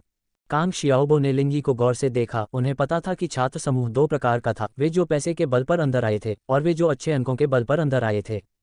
कहने की जरूरत नहीं कि जब तक आपके पास पर्याप्त पैसा हो, सोंगशान के प्रथम स्कूल में प्रवेश पाना कोई समस्या नहीं थी। अच्छे ग्रेड वाले छात्रों को और भी कई समूहों में बांटा गया। कुछ ऐसे भी थे जिन्हें छात्रवृत्ति कार्यक्रम से हर महीने 1000 कुआई मिलते थे और उन्हें किसी भी चीज़ के लिए भुगतान करने की ज़रूरत नहीं थी। लिंग यी ने बताया कि गांव में एक भी उचित स्कूल नहीं है और शियाओबो को उसके कपड़ों से भी पता चल गया था कि उसकी पारिवारिक पृष्ठभूमि मजबूत नहीं है। ये स्पष्ट है कि पैसे की वजह से उसे स्कूल में दाखिला नहीं मिला। इससे उसे केवल अच्छे ग्रेड ही मिले। मैं ठीक हूँ, लिंग यी ने कड़वाहट से मुस्कुराते हुए कहा। उसकी स्थिति बहुत जटिल थी और उसे समझाना मुश्किल था। उसने जियाओबो को अपनी धारणाएं खुद बनाने देने का फैसला किया। तुम बहुत विनम्र हो दोस्त। कांग शियाओबो भी अच्छे ग्रेड के साथ स्कूल में दाखिल हुआ था और हमेशा जोंग पिनलियांग जैसे लोगों को नीची नज़र से देखता था जो सिर्फ अपने माता पिता की वजह से स्कूल में थे। ये तथ्य कि वे पूरे दिन इधर उधर खेलते रहते थे, इससे भी कोई मदद नहीं मिली। ये स्वाभाविक ही था कि जियाओबो को लिंग यी पसंद आ जाए जो उसके जैसी ही थी। युवा स्कूली लड़कियां हर जगह थीं और जब वे कैंटीन की ओर जा रही थीं तो लिंग यी उन्हें देखे बिना नहीं रह सकी। हो, लगता है तुम्हें इसमें बहुत दिलचस्पी है। लिंग यी को इधर उधर देखते देख जियाओबो हंस पड़ा। वह उसके करीब झुका और फुसफुसाया, लेकिन तुम्हें पता है हमारे स्कूल में वाकई बहुत कम रत्न हैं। क्या रत्न हैं? लिंग यी ने रास्ते में कुछ लड़कियों को देखा, लेकिन वह वास्तव में स्कूल के माहौल और सुविधाओं को ही देख रहा था। हे, हम मासूम बनने का नाटक कर रहे हैं, है न? मैं दुर्लभ चीज़ों की बात कर रहा हूँ, दुर्लभ चीज़ों की। जियाओबो ने लिंग यी के कंधे पर थपथपाते हुए कहा। हम उस उम्र में हैं, तुम्हें पता है। यहाँ वहाँ सुंदर लड़कियों के लिए थोड़ी वासना करना अस्वाभाविक नहीं है, लेकिन वास्तव में किसी एक के पीछे पड़ जाना, तुम केवल खुद को निराश पाओगे। लिंग यी शियाओबो की बात सुनकर केवल कड़वी मुस्कान ही दे सका। वह आदमी एक भेड़िया था। Ads by PubFuture. वह एक सज्जन व्यक्ति की तरह दिखता था, चश्मा और सब कुछ, लेकिन वह सिर्फ एक बिगड़ैल किशोर था। लिंग यी को चुप देखकर शियाओबो को और भी अनुमान लगाने का मौका मिल गया कि लिंग यी उसकी बात से सहमत नहीं है। अरे, नाराज मत हो या कुछ भी, लेकिन ये सच है। इन दिनों ग्रेड कम से कम इस मामले में ज़्यादा कुछ नहीं करते। लड़कियां सिर्फ सेक्सी, अच्छी दिखने वाली और सबसे ज़रूरी, भरी हुई जेब वाले लड़कों को ही चाहती हैं। तुम्हारे और मेरे जैसे लड़के भूल जाओ। हे, ये तो आपका दिलचस्प तर्क है। लिंग यी ने शियाओबो के दृष्टिकोण से असहमत होकर मुस्कुराते हुए कहा। चू मेंग्याओ या चेन यूशु जैसी लड़कियां, उस स्तर के अमीर लोगों के लिए पैसे का कोई मतलब नहीं होता। अगर अमीर लड़कियां वाकई पैसे के पीछे होती हैं तो जोंग पिनलियांग जैसे लोगों को हर बार क्यों रोका जाता? बेशक, हालांकि तर्क से भी हम कहीं नहीं पहुंच पाएंगे। हमारे स्कूल में जो विरले लोग हैं उनकी निगाहें ऊंची होती हैं, मैं आपको बताता हूं। कांग शियाओबो ने सिर हिलाते हुए जवाब दिया। ये दुर्लभ लोग कौन हैं? लिंग यी ने अपने नए दोस्त के साथ थोड़ी गपशप करने का फैसला किया, क्योंकि वैसे भी करने के लिए ज़्यादा कुछ नहीं था। स्कूल में बात करने के लिए किसी करीबी का होना बिल्कुल भी बुरा नहीं था। यार, तुम सच में ऐसा कर रहे हो? क्या तुमने हमारी कक्षा की लड़कियों को नहीं देखा? हमारे पास इनमें से 2 रत्न हैं। जियाओबो उत्साहित होने लगा। किसी भी स्कूल में यही स्थिति थी, इससे कोई फर्क नहीं पड़ता था कि लड़कियों का आपसे कोई संबंध नहीं है, बस उनका आपकी कक्षा में होना ही दूसरों के लिए ईर्ष्या करने के लिए पर्याप्त था। आप चू मेंग्याओ और चेन यूशु के बारे में बात नहीं कर रहे हैं, है ना? लिंग यी को अपनी कक्षा में सिर्फ 2 नाम पता थे और मेंग्याओ के विवरण से उसे पता चला कि वह स्कूल की सुंदरी थी। उसी समय उसकी सबसे अच्छी दोस्त यूशु थी। ये किसी भी अनुमान से बेहतर था। अरे, उनके नाम जानने के लिए एक सुबह ही काफ़ी है। जियाओबो के जबड़े आश्चर्य से खुले रह गए जब उसने लिंग यी को देखा। जियाओबो के आश्चर्य का सिर्फ एक ही मतलब था और लिंग यी चू मेंग्याओ के साथ अपने अजीबोगरीब रिश्ते को समझाने में समय बर्बाद नहीं करना चाहता था। वह नहीं चाहता था कि उसे स्कूल ब्यूटी का नाम पाने की जल्दबाजी में एक विकृत व्यक्ति करार दिया जाए, लेकिन उसने चुपचाप आरोप स्वीकार कर लिया। वास्तव में वह इसके बारे में कुछ नहीं कर सकता था। हाँ, तुम्हें ऐसा दिखने की ज़रूरत नहीं है। सच बताऊं तो मुझे यकीन है कि हमारी क्लास के 80% लड़के इन दोनों में से किसी एक पर फिदा हैं। जियाओबो ने लिंग यी के हाव भाव पर मुस्कुराते हुए अपना सुनहरा चश्मा ऊपर किया, जिसका रंग घिसने की वजह से फीका पड़ गया था। हालांकि जोंग पिनलियांग ही एकमात्र ऐसा है जो वास्तव में उसके पीछे जा रहा है। ठीक है, वह आदमी, वह बहुत अमीर है न? ये बात भले ही परेशान करने वाली थी, लेकिन ये सच था कि लिंग यी अब जोंग पिनलियांग का दुश्मन था। जब तक उसे मेंग्याओ की सुरक्षा का काम सौंपा गया, तब तक उस आदमी के साथ टकराव अपरिहार्य था, जब तक कि पिनलियांग ने अचानक उसके पीछे जाना बंद करने का फैसला नहीं किया। लिंग यी ने सोचा कि वह शियाओबो से प्रतिद्वंद्वी की थोड़ी जानकारी लेगा। ओह, तुम्हें नहीं पता, जियाओबो ने मुस्कुराते हुए समझाया। ठीक है, तुम पहाड़ से हो, मैं भूल गया। जोंग पिनलियांग का परिवार सिर्फ सामान्य अमीर नहीं है। उसके पिता जोंग सांगुओ कैदी होटल्स के मालिक हैं और इकोके टीवी और काका पब जैसे बड़े पैमाने के व्यवसाय के भी मालिक हैं। अध्याय 26 सामान्य सौंदर्य। लिंग यी ने सिर हिलाया। मनोरंजन का काम है न? केटीवी या पब जैसे व्यवसायों का प्रबंधन करने वाले लोगों का ज़्यादातर मामलों में किसी न किसी तरह से अंडरवर्ल्ड से कनेक्शन होता था। ये बिल्कुल भी आश्चर्यजनक नहीं था, ये देखते हुए कि इस तरह की जगहों पर सबसे ज्यादा उपद्रवी लोग रहते थे। बिना किसी मजबूत पृष्ठभूमि के जीवित रहना आसान नहीं था। तो फिर शहर में बहुत बड़ा आदमी है। इस जानकारी ने लिंजी को जरा भी नहीं हिलाया। उसके लिए कोई भी चेयरमैन या माफिया बॉस उस बूढ़े आदमी जैसा नहीं था। अगर लिंजी किसी तरह से बूढ़े आदमी को नाराज कर दे तो ओल्ड लिन को कुछ भी करने से कोई नहीं रोक सकता। वह लिंजी को अपने पैरों पर पलट सकता है और उसे थप्पड़ मार सकता है, और वह बिल्कुल भी जवाबी हमला नहीं कर पाएगा। ठीक है, चू मिंग्याओ के परिवार की तुलना में उसका परिवार कुछ खास नहीं है, ज़ियाओबो ने कुछ तिरस्कार के साथ कहा। लिंजी देख सकता था कि जोंग पिनलियांग उसकी पसंद की सूची में बहुत ऊपर नहीं था। जोंग पिनलियांग के परिवार के पास केवल कुछ स्थानीय मनोरंजन आउटलेट हैं, जबकि चू परिवार के पास एक असली कंपनी है जिसकी शाखाएं पूरे देश में दूर दूर तक फैली हुई हैं। लिंजी के पास चू पेंगजान की ताकत के बारे में जानकारी थी। अगर पेंगजान इंडस्ट्रीज को एक विमानवाहक पोत के रूप में वर्णित किया जाता है तो जोंग परिवार का व्यवसाय केवल कुछ नावों तक ही सीमित हो सकता है। तब ये स्वाभाविक था कि जोंग पिनलियांग की हरकतों से मेंग्याओ को परेशानी के अलावा और कुछ नहीं हुआ। तुम बहुत कुछ जानते हो, है ना? लिंजी मुस्कुराए। ज़ियाओबो का चेहरा तारीफ से थोड़ा लाल हो गया। खैर, आखिरकार यह चू मेंग्याओ है। यहाँ के ज़्यादातर लड़के कम से कम उसके बारे में इतना तो जानते ही हैं। चेन यूशु थोड़ी ज़्यादा रहस्यमयी है। ऐसा कैसे? लिंजी उत्सुक था। वह यूशु के परिवार से पहले कभी नहीं मिला था। उसने सोचा कि यूशु मेंग्याओ का पीछा इसलिए कर रहा था क्योंकि उसका परिवार बहुत शक्तिशाली था। वह मेंग्याओ की कार में घर जाता था और उसके घर पर खाना भी खाता था। हालांकि शियाओबो के शब्दों से कुछ और ही पता चलता था। मैंने सुना है कि उसका भाई एक विशेष ऑपरेशन सैनिक है, जैसा कि आप उपन्यासों में देखते हैं। वह वाकई बहुत खतरनाक है। 2 साल पहले एक लड़का था जो चेन यूशु को अपनी गर्लफ्रेंड नहीं बना पाया था और उसने नफरत से कुछ करने की कोशिश की। यूशु के भाई को कुछ समय बाद पता चला और उसने उस लड़के की इतनी पिटाई की कि उसे अगले 6 महीने अस्पताल में बिताने पड़े। यहाँ बात यह है कि उसके माता पिता ने इस पूरे मामले के बारे में चुप्पी साधे रखी, यहाँ तक कि माफ़ी मांगने के लिए चेन के घर भी गए। एड्स बाय पब फ्यूचर, ज़ियाओबो ने आगे झुकते हुए रहस्यमयी लहजे में समझाना जारी रखा। सिर्फ यही साबित करता है कि चेन परिवार कितना बड़ा है। चेन यूशु मुसीबत खड़ी नहीं करती, इसलिए वह अभी भी बहुत लोकप्रिय है। बहुत से लड़के उस पर फिदा हैं, बस किसी में हिम्मत नहीं है कि कोशिश करे। मेरी गांड में कोई परेशानी पैदा नहीं करता। लिंजी ने मन ही मन सोचा। उसे याद आया कि यूशु ने उसके साथ क्या क्या किया था। वह हमेशा चाहती थी कि वह जोंग पिनलियांग से लड़े, और एक रहस्य था जिससे वह हमेशा उसे धमकाती थी। फिर वॉशरूम वाली घटना भी है। उसने उसकी चीज़ भी देखी। ये कैसे परेशानी पैदा करने वाली बात नहीं मानी जा सकती। बस इसके बारे में सोचते ही लिंजी को सिरदर्द होने लगा। उसे इस बात की चिंता नहीं थी कि यूशु का भाई उसके पीछे पड़ जाएगा। यूशु कोई कमीना नहीं था कि वह उसके बारे में ऐसे ही बता दे, उसे इतना तो पता था। आखिरकार वह मेंग्याओ से कहीं ज्यादा खुले विचारों वाली थी और वह इस पर कोई बवाल नहीं मचाएगी। दूसरी तरफ मेंग्याओ, वह शायद उससे और भी अधिक घृणा करती थी। कभी कभी लिंजी को लगता था कि वह मेंग्याओ के बजाय यूशु का अध्ययन साथी बनना पसंद करेगा। इसके साथ व्यवहार करना मुश्किल था। लिंजी, तुम उनके पीछे जाने की योजना तो नहीं बना रही हो, है ना? ज़ियाओबो ने लिंजी के कंधे पर फिर से थपथपाया तो वह फिर से चुप हो गया। लिंजी ने अपना सिर हिलाया और कड़वी मुस्कान बिखेरी। नहीं, मैं नहीं हूं। आखिरकार वह उसकी मिस थी। ये पुराने जमाने के नौकर की तरह होगा जो उस महिला के साथ भाग जाए। हे, चिंता मत करो, इस स्कूल में अभी भी एक रत्न है जो हमारी पहुंच से बाहर नहीं है। ज़ियाओबो फुसफुसाया। कौन? लिंजी को इस बात में कोई विशेष रुचि नहीं थी कि वह लड़की कौन थी, लेकिन वह स्कूल के बारे में अधिक जानना चाहता था। कक्षा 9 की तांगियन, ज़ियाओबो ने अपना गला साफ करते हुए जवाब दिया। वह स्कूल की आम सुंदरी है। वाकई बहुत सुंदर है, लेकिन पारिवारिक पृष्ठभूमि के मामले में वह हमारी ही तरह है। हमेशा अपनी यूनिफॉर्म में स्कूल जाती है, कोई मेकअप नहीं करती। फिर भी उसकी प्राकृतिक सुंदरता चमकती है। तांगियन, लिंजी को नाम पसंद आया, लेकिन उसे यकीन नहीं था कि वह वास्तव में उतनी ही अद्भुत है जितना ज़ियाओबो ने उसका वर्णन किया था।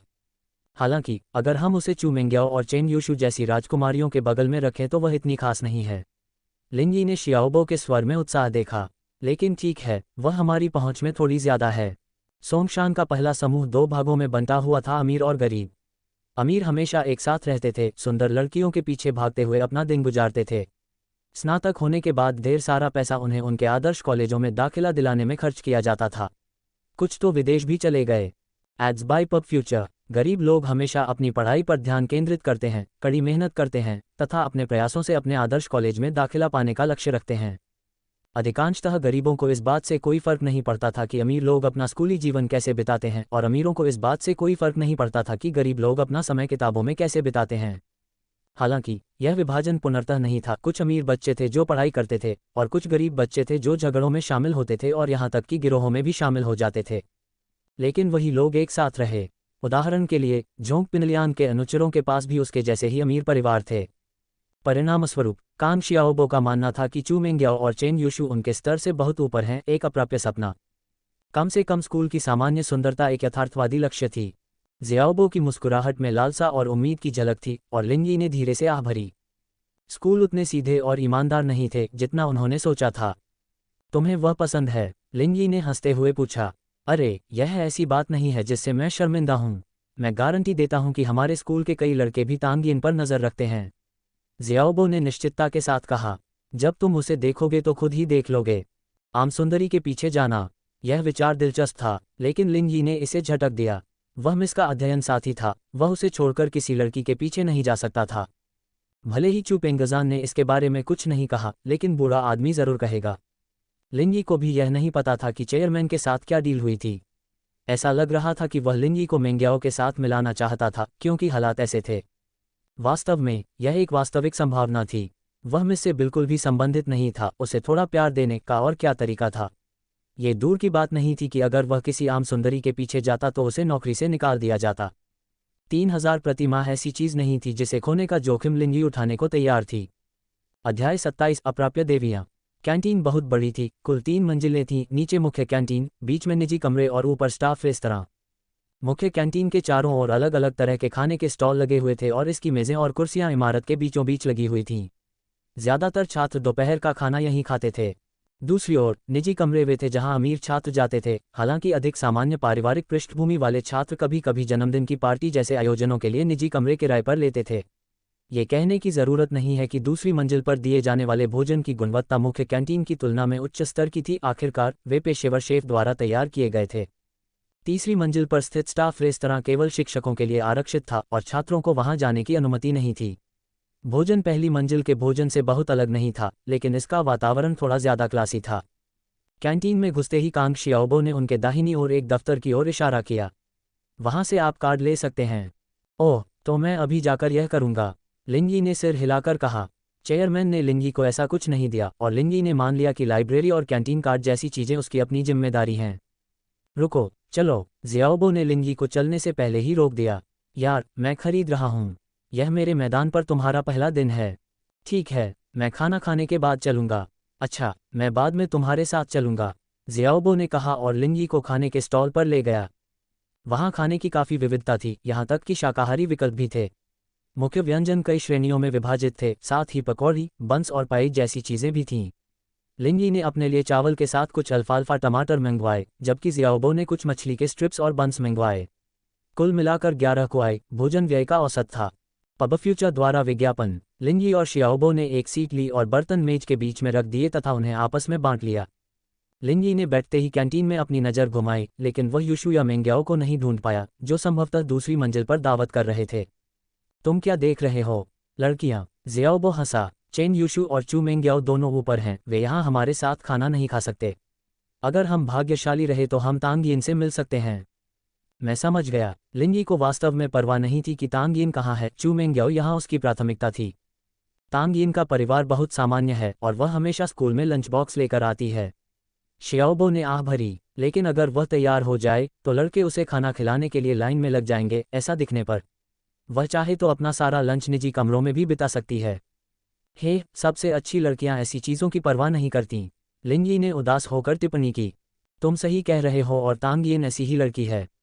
अब ऐसी लड़कियां बहुत कम मिलती हैं जो उसके जैसी हों, शियाओबो ने कहा। लेकिन इस खूबी की वजह से उसे और भी ज्यादा प्रशंसक मिल जाते हैं।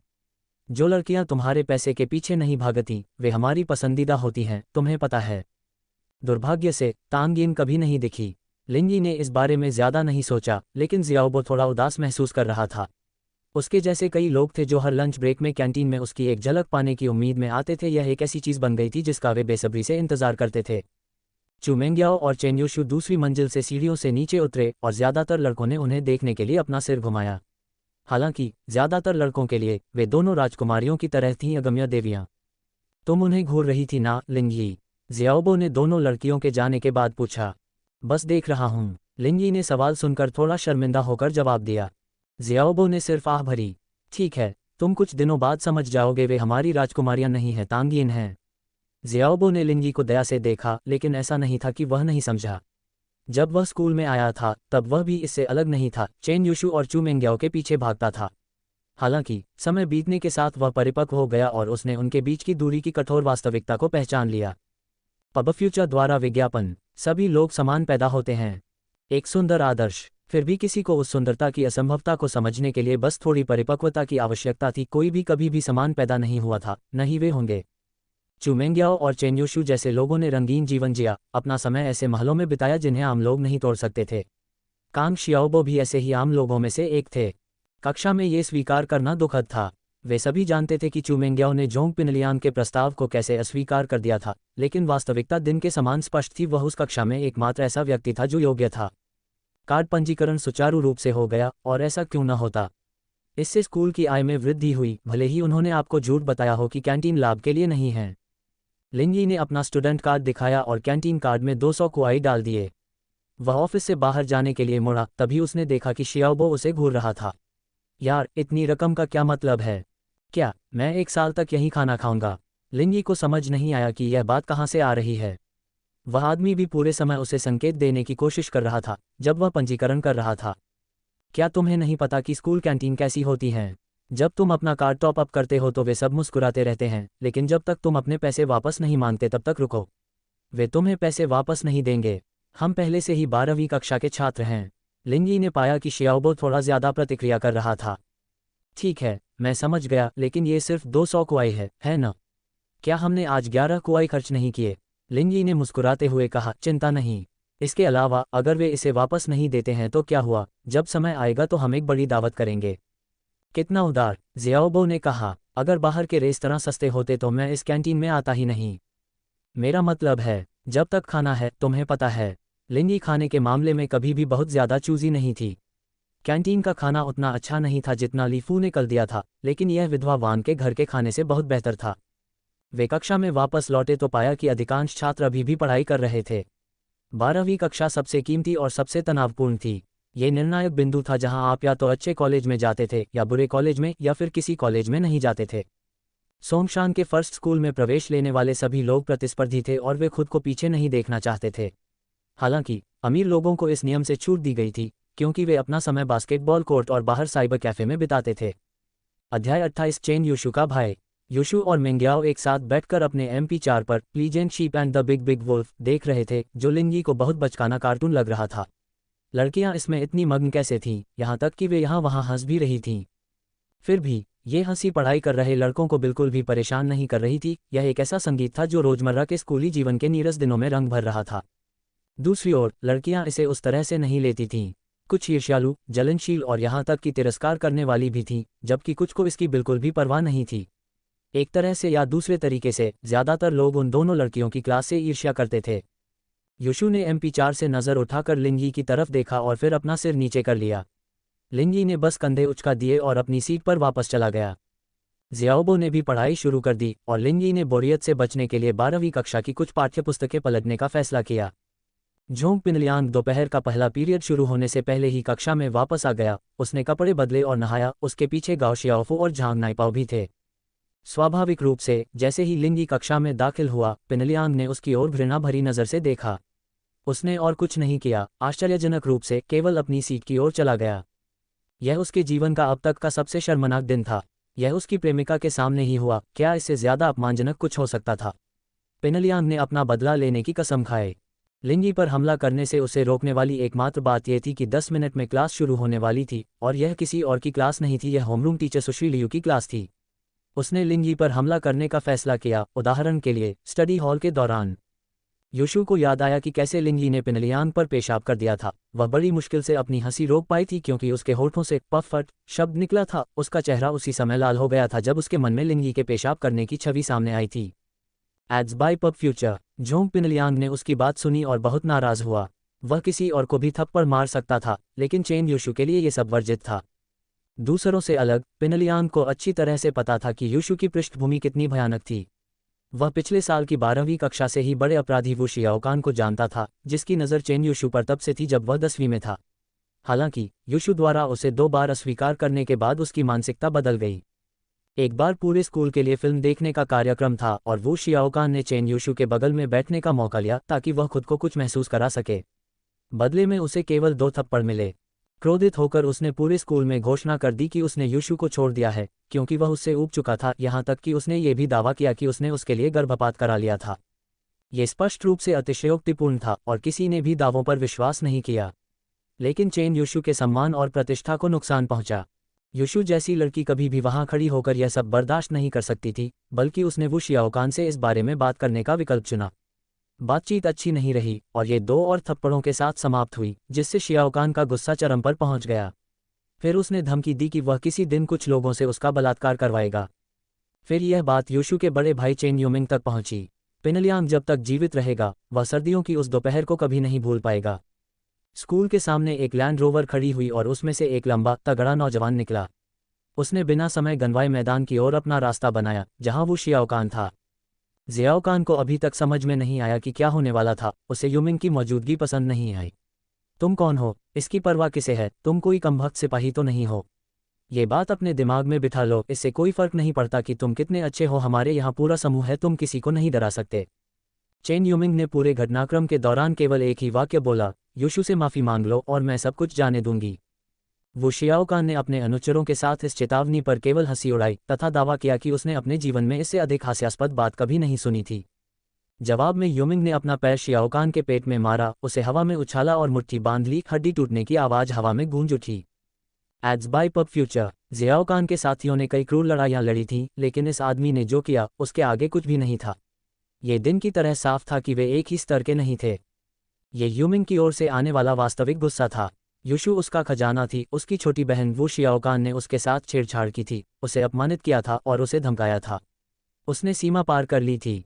जोंग पिनलियांग भी उस समय वू शियाओकान के अनुचरों में से एक था, जो भीड़ में खड़ा था और शियाओकान तड़प रहा था, मारा गया और पूरी तरह से पीड़ा में था। ये छवि उसके बुरे सपनों में भी आ गई, जिससे वह अगले दिनों में झटके से जाग जाता था।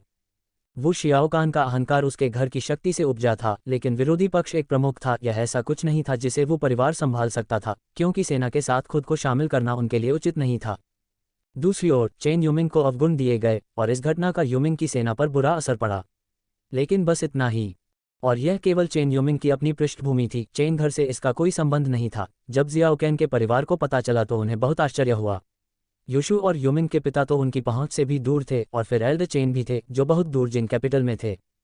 वो परिवार अनिश्चित काल के लिए घबरा गया, जबकि यह कहा जा सकता था कि उनका बेटा केवल खेल रहा था। इससे ये तथ्य नहीं बदला कि उनके खिलाफ आरोप लगाए जा सकते थे।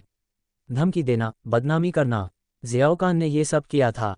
उसके और यूशु के साथ कई अन्य लोगों के साथ शारीरिक संबंध भी थे।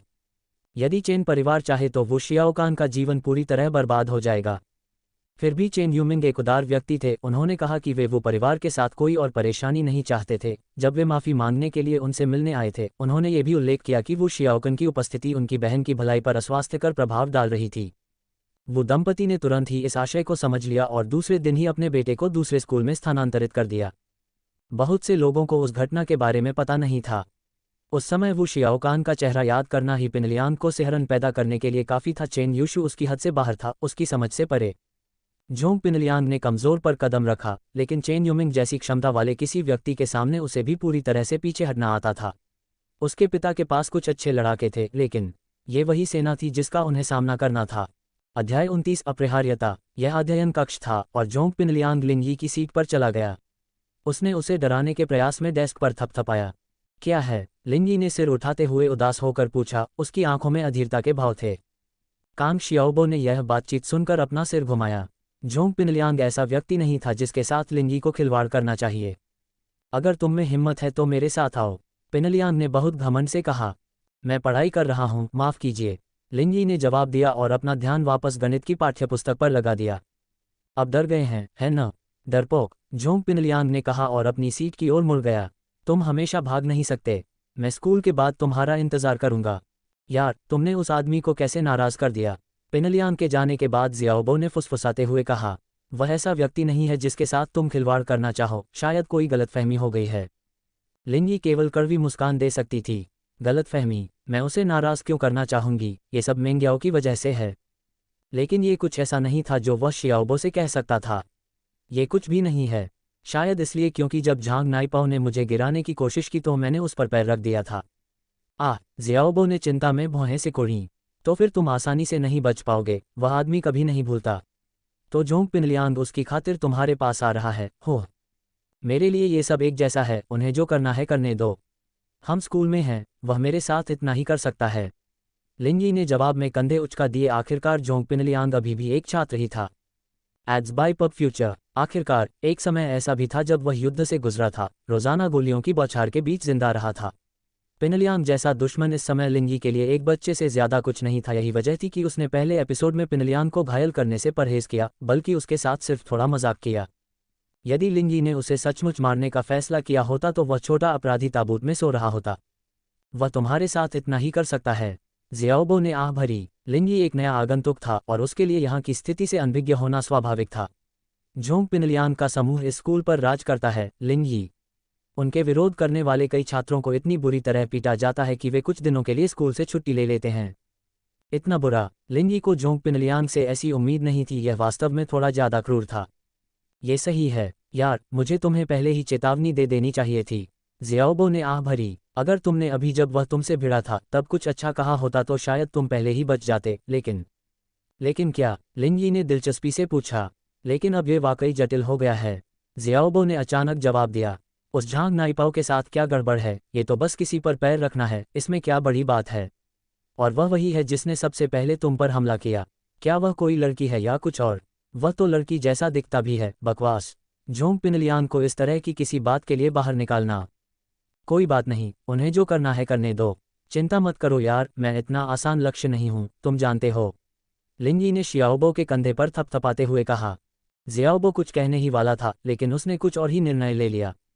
अंतिम बड़ी कक्षा शुरू होने से ठीक पहले यह अपरिहार्य घटना घटी और जोंग पिनलियांग एक बार फिर लिंजी की मेज पर पहुंचा।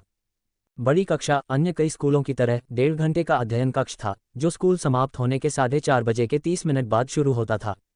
अगर तुम मर्द हो तो मेरे साथ आओ। ऐसा लग रहा था कि जोंग पिनलियांग का ताना, अगर तुम में हिम्मत है, से आगे निकल गया था। लिंजी, जाहिर है, एक मर्द था, लेकिन वह इस तरह के तुच्छ ताने से अपमानित नहीं होने वाला था। वह आदमी ऐसा लग रहा था कि जब तक बात पूरी न हो जाए तब तक उसे कभी नहीं छोड़ेगा, और लिंजी ने यह बात पहचान ली। Ads by PubFuture. ठीक है, मैं आऊँगा। लिंजी ने खड़े होते हुए सिर हिलाया। उसके बहुत से सहपाठी अभी भी कमरे से बाहर नहीं निकले थे और उनमें से किसी ने भी उन 2 मौकों को नहीं देखा जब जोंग पिनलियांग लिंजी की डेस्क पर गया था। लिंजी के अपनी सहमति देते ही वे सभी ध्यान से देखने लगे और आपस में गपशप करने लगे, यह मानते हुए कि उसे समझ में नहीं आया कि यहाँ चीज़ें कैसे काम करती हैं। किसी तरह स्कूल के विजेता को नाराज़ करने में कामयाब हो गया। हालांकि अधिकांश छात्रों को लिंजी पर दया आ गई। मैं तुम्हारे साथ चलूंगा, ज़ियाओबो ने घोषणा की, जैसे उसने कोई बहुत बड़ा फैसला कर लिया हो। जैसे ही वह खड़ा हुआ, सभी उसकी ओर मुड़े। ये काफ़ी आंतरिक संघर्ष था। वह आज ही लिंजी से मिला था, लेकिन वे अच्छी तरह से घुल मिल गए।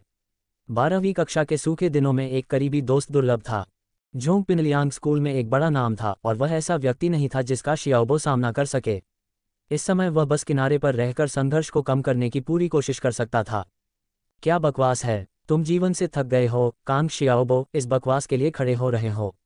जोंग पिनलियांग क्रोधित हो गया। उसकी कक्षा का एक लड़का किसी नए छात्र के लिए उसके खिलाफ जा रहा है। यह अपमान था, कक्षा में उसके स्थान का अपमान। दबाव तब और बढ़ गया जब शियाओबो सबके ध्यान के केंद्र में खड़ा हो गया, लेकिन वह पीछे नहीं हटा।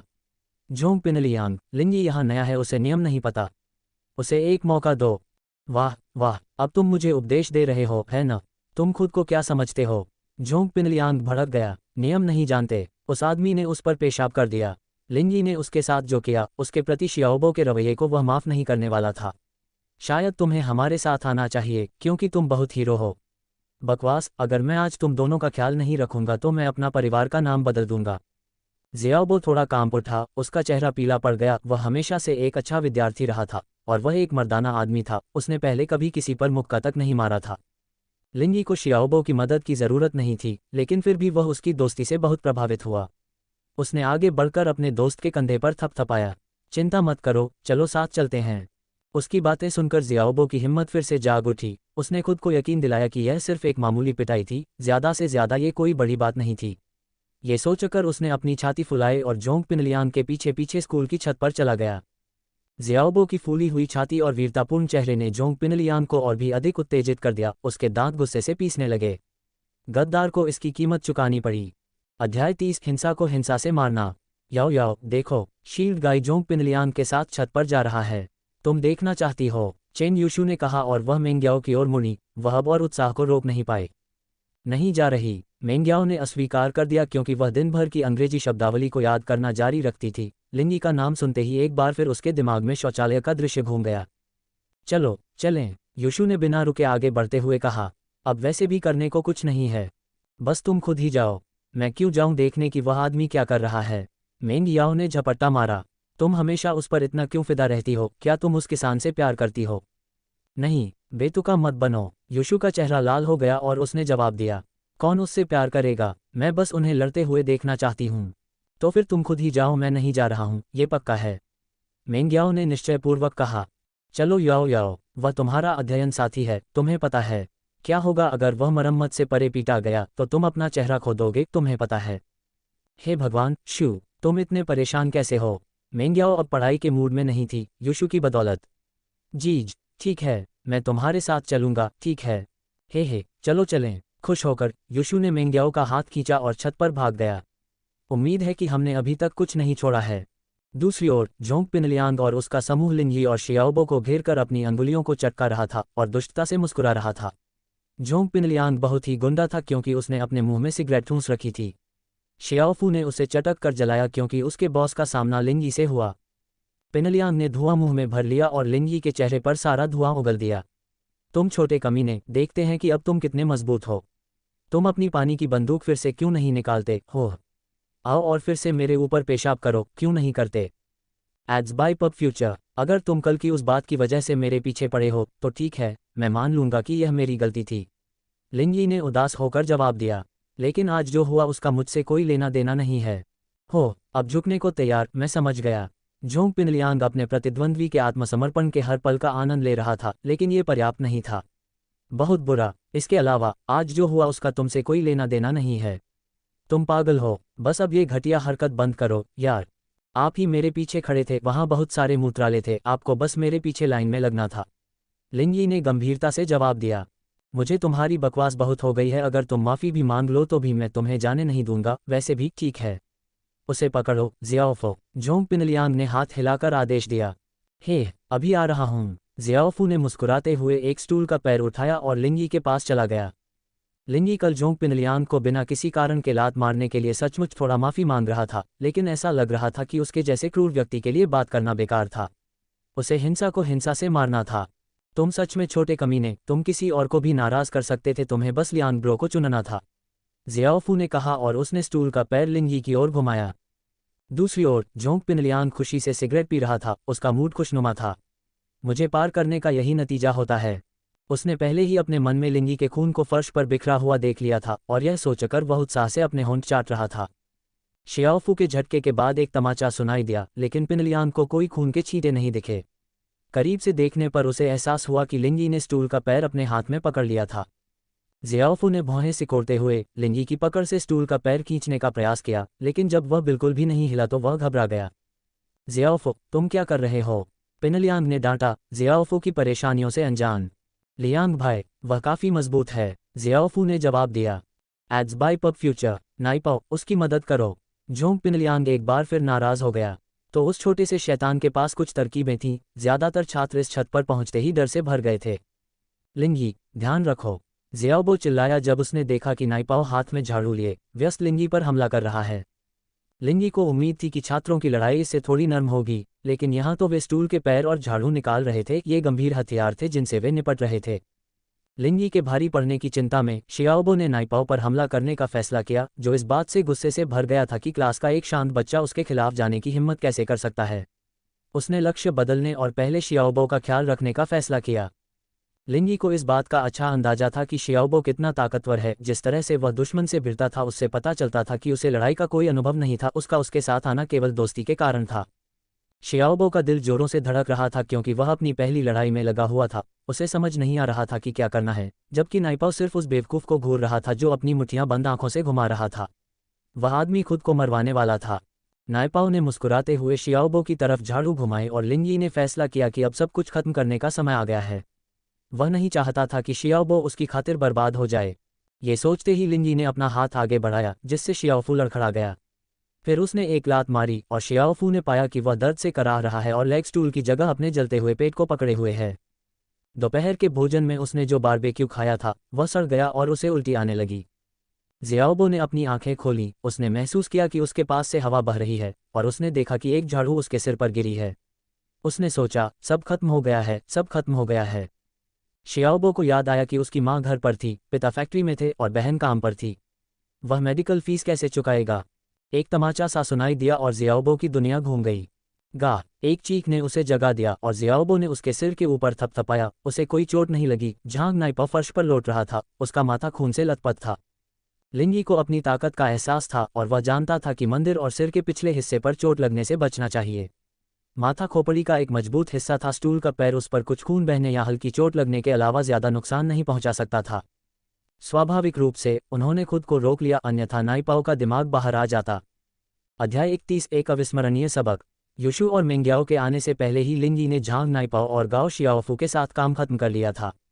युशु दोनों लड़कों को फर्श पर कराहते देखकर निराशा में आहें भरने से खुद को नहीं रोक पाई। वह उस दृश्य को देखने से चूक गई। याओ याओ, लिंजी बहुत ताकतवर है ना? तो क्या हुआ? इसका मुझसे कोई लेना देना नहीं है। मेंग्याओ भी थोड़ा हैरान था। ये कहा जा सकता है कि लिंजी ने कल जोंग पिनलियांग पर चुपके से हमला किया था और उसने शौचालय में गंदी चालें चली थीं। लेकिन इसमें कोई संदेह नहीं था कि यह जीत अब शुद्ध योग्यता के माध्यम से जीती गई थी। मेंग्याओ ने पहले कभी कांग शियाओबो से बात नहीं की थी, लेकिन वह उसके चरित्र को अच्छी तरह समझती थी। वह एक काय किस्म का व्यक्ति था जो लड़ाई से बचता था और यह मान लेना सुरक्षित था कि उस आदमी का लड़ाई में कोई योगदान नहीं था। लिंजी ने अकेले ही लड़ाई लड़ी थी। मेंग्याओ ने अपनी नज़र नाइपाओ और शियाओफू की तरफ घुमाई। उसने देखा कि दोनों के हाथ उनके शरीर के सिर्फ एक हिस्से पर केंद्रित थे। जाहिर है, लिंजी को उन दोनों को जमीन पर गिराने के लिए सिर्फ एक ही चाल की जरूरत थी। देखा, वह एक अच्छा ढाल है, युशु ने मुस्कुराते हुए कहा। लोग सुनेंगे कि क्या हुआ और लिंजी भी जल्द ही प्रसिद्ध हो जाएगा, इसलिए अब आपको किसी के परेशान करने की चिंता नहीं करनी पड़ेगी। मेंग्याओ ने केवल हम कहकर जवाब दिया, ऐसा अभिनय किया जैसे उसे इससे कोई फर्क ही नहीं पड़ता। लिंजी ने मुस्कुराते हुए ज़ियाओबो के कंधे को थपथपाया और कहा, तुम ठीक हो? हाँ, ज़ियाओबो ने सदमे से उबरते हुए कहा। उसे उम्मीद नहीं थी कि लिंजी सिर्फ 2 चालों में जोंग पिनलियांग के 2 जनरलों को नीचे गिरा देगा। तुम अच्छे हो जोंग पिनलियांग, मैं ऐसा नहीं करना चाहता था लेकिन आप मुझे धकेलते रहे, इसलिए। लिंजी ने मासूमियत से कहा और वह अकेले दुश्मन की ओर चला गया। जोंग पिनलियांग ने हालांकि अपना संयम बनाए रखा।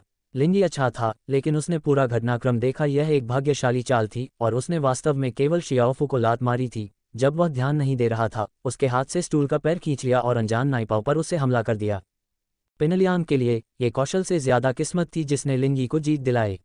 एक सूक्ष्म इशारे के साथ उसने नीचे हाथ बढ़ाया और एक खंजर निकाला। खुद को सुरक्षित महसूस करते हुए उसने खुद को हथियार बंद कर लिया। एड्स बाय पब फ्यूचर, बकवास बंद करो लिंजी। अगर मैं तुम्हें अभी नहीं मारूंगा तो मैं इस स्कूल में आगे नहीं जा पाऊंगा। जोंग पिनलियांग ने लिंजी के बात करना बंद करते ही उस पर चाकू से वार कर दिया, बिना किसी हिचकिचाहट के। लिंजी पिनलियांग द्वारा अपनाए गए इस चरम तरीके से हैरान था। बच्चे को किसी भी परिणाम की कोई चिंता नहीं थी। इससे कोई फर्क नहीं पड़ता कि उसका परिवार कितना शक्तिशाली था। ऐसा कोई तरीका नहीं था जिससे वह हत्या के मामले में ऐसे बच सके जैसे कि यह कोई बड़ी बात ही न हो। लिंजी को यकीन नहीं हो रहा था कोई और शायद हमले से बच नहीं पाता और वे घातक रूप से घायल हो जाते। लिंजी सिर्फ इस तथ्य के कारण जोंग पिनलियांग को आसानी से नहीं छोड़ने वाला था। उसने उसे ऐसा सबक सिखाने का फैसला किया जिसे वह कभी नहीं भूल पाएगा। ऐसा कहते हुए लिंजी ने आगे बढ़कर पिनलियांग की कलाई पकड़ ली और खंजर उस पर आ गिरा। उस समय वह आदमी अपना दिमाग खो चुका था। वह अंधाधुंध तरीके से इधर उधर छटपटा रहा था और लिंजी पर चाकू से वार करने की कोशिश कर रहा था और पूरे जोर से चिल्ला रहा था, लिंजी, मैं तुम्हें मार डालूंगा। दूसरी ओर युशु ने अपने मुंह को हाथ से ढक लिया, जबकि जोंग पिनलियांग ने लिंजी पर वार किया। वह जानती थी कि वह आदमी क्या करने में सक्षम है और उसे नहीं पता था कि लिंजी हमले से बच पाएगा या नहीं। वह जोंग पिनलियांग को रोकने के लिए कहना चाहती थी, लेकिन स्पष्ट रूप से बहुत देर हो चुकी थी। फिर भी दोनों दर्शकों ने राहत की सांस ली जब लिंजी ने जोंग पिनलियांग को कलाई से पकड़ लिया और वह भी बिना किसी चोट के। लिंजी ने अपनी पकड़ को और मजबूत किया और पिनलियांग का हाथ कांप उठा, मानो लोहे की चिमटी से कुचल दिया गया हो। चाकू उसके ढीले हाथ से छूटकर जमीन पर गिर गया और एक तेज आवाज के साथ गिरा। पिनलियांग के हैरान चेहरे को लिंजी ने बालों से पकड़कर ऊपर उठाया। एक जोरदार झटके के साथ लिंजी ने उसके शरीर को छत से नीचे फेंक दिया। पिनलियान की आवाज़ कांपने लगी जब वह नीचे गिरा। उसके पूरे शरीर में ठंडा पसीना फैल गया और उसके दिमाग ने स्थिति को समझ लिया, वह मरने वाला था। मैं जान से हाथ नहीं धोना चाहता हूँ। फिर भी उसका शरीर गिरना जारी नहीं रहा और पिनलियान को एहसास हुआ कि उसका निचला आधा हिस्सा अभी भी छत के भीतर था। उसने जल्दी से सांस छोड़ी, जो पूरी तरह से पसीने से लथपथ थी। लिंजी ने फिर पिनलियान के दोनों पैरों को ऊपर उठाया, धीरे धीरे उसे छत से नीचे उतारा। झोंग पिनलियान को अब कोई परवाह नहीं थी क्योंकि उसका शरीर डर से कांप रहा था। वह टूट गया और रोने और चीखने लगा। लिंजी, मुझे माफ़ कर दो, मुझे नीचे मत फेंको, मुझे माफ़ कर दो, सच में। लिंजी चुप था क्योंकि वह झोंग पिनलियान के पैरों को बाहर निकालने में लगा था।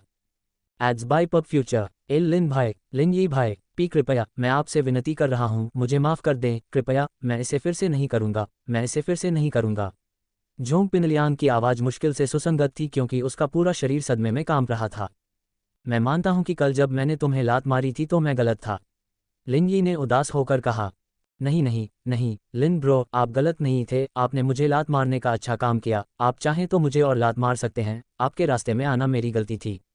झोंग पिनलियान थोड़ा शांत हो गया था क्योंकि वह हकला रहा था, लिंजी को खुश करने की पूरी कोशिश कर रहा था। क्या मैंने नहीं कहा था कि यह मेरी गलती थी? मैं यहाँ किसी को धमकाने की कोशिश नहीं कर रहा हूँ, लिंजी ने ठंडे स्वर में कहा और उसने झोंग पिनलियान का दाहिना पैर छोड़ दिया। हाँ, पिनलियान अभी खुद को शांत करना शुरू ही कर रहा था कि लिंजी ने उसका पैर छोड़ दिया। जैसे ही वह चीखा, उसकी आंखों के सामने उसकी जिंदगी घूम गई। वह खाई को घूरते हुए नीचे गिर गया। उसने चीखना बंद कर दिया। उसे एहसास हुआ कि वह अभी भी हवा में लटका हुआ था। एक पीली गर्मी बढ़ती गई जो उसकी कांपती हुई जांघों में फैल गई। ठीक है, मुझे लात मारना तुम्हारी गलती थी, लेकिन ये ठीक है, मैं तुम्हें माफ़ करता हूँ, ये ठीक है, ये ठीक है। झोंग पिनलियान ने इस बार सावधानी से कदम उठाना सुनिश्चित किया। वह ऐसा कुछ नहीं कहना चाहता था जिससे लिंजी नाराज़ हो जाए। आशा है कि तुम्हें याद होगा कि तुमने आज क्या कहा था। लिंजी ने झोंग पिनलियान को एक शक्तिशाली झटके के साथ पीछे खींचा और उसे छत पर गिरा दिया। झोंग पिनलियान जमीन पर गिर पड़ा और पसीने से लथपथ पीठ के बल लेटा हुआ आसमान की ओर निहार रहा था। लिंजी के लिए झोंग पिनलियान को मारना बहुत आसान काम था, लेकिन वह एक स्कूल में था, उत्तरी अफ्रीकी युद्ध क्षेत्र में नहीं। वह किसी को यूं ही नहीं मार सकता था, कम से कम सार्वजनिक रूप से तो नहीं। चलो चलें, लिंजी ने मुस्कुराते हुए जियाओबो की ओर रुख किया। क्या बकवास है लिंजी, तुमने झोंग पिनलियान को वश में कर लिया है। जियाओबो की आंखें खुली हुई थीं और वह लिंजी को नए सम्मान और प्रशंसा के साथ देख रहा था। मैंने फैसला कर लिया है, मैं कांग जियाओबो अब से तुम्हारा अनुसरण करूंगा। बॉस, अगली बार इतनी जल्दबाजी मत करना। लड़ना कोई ऐसी चीज़ नहीं है जिस पर तुम्हें गर्व होना चाहिए। हिम्मत रखना एक बात है, लेकिन आंख मूंद कर हमला मत करो। लिंजी हंसी। समझ गया, जियाओबो ने कहा, थोड़ा शर्मिंदा लग रहा था। बॉस, वहाँ लड़कियां हैं जो आपको घूर रही हैं। अध्याय 32 बस प्रशिक्षण। लिंजी ने छत के प्रवेश द्वार की ओर नज़र घुमाए और दो गायब हो रही आकृतियां देखीं। ये चू मिंग्याओ और चेन यूशु के अलावा कोई और नहीं हो सकता था। लिंजी यह मानने वाला नहीं था कि मिंग्याओ और यूशु उसे पसंद करने लगेंगे या कुछ भी। वह जानता था कि यह शायद जिज्ञासु यूशु ही थी जिसने मिंग्याओ को पहली बार अपने साथ छत पर खींच लिया था। शायद सिर्फ शो के लिए यहाँ आए हैं, लिंजी ने समझाया। मुझे ऐसा क्यों लग रहा है कि ये हमारी क्लास के चू मिंग्याओ और चेन यूशु थे। जियाओबो थोड़ा उत्साहित हो रहा था। बॉस, आपने क्लास की दो सुंदरियों का ध्यान आकर्षित नहीं किया है न?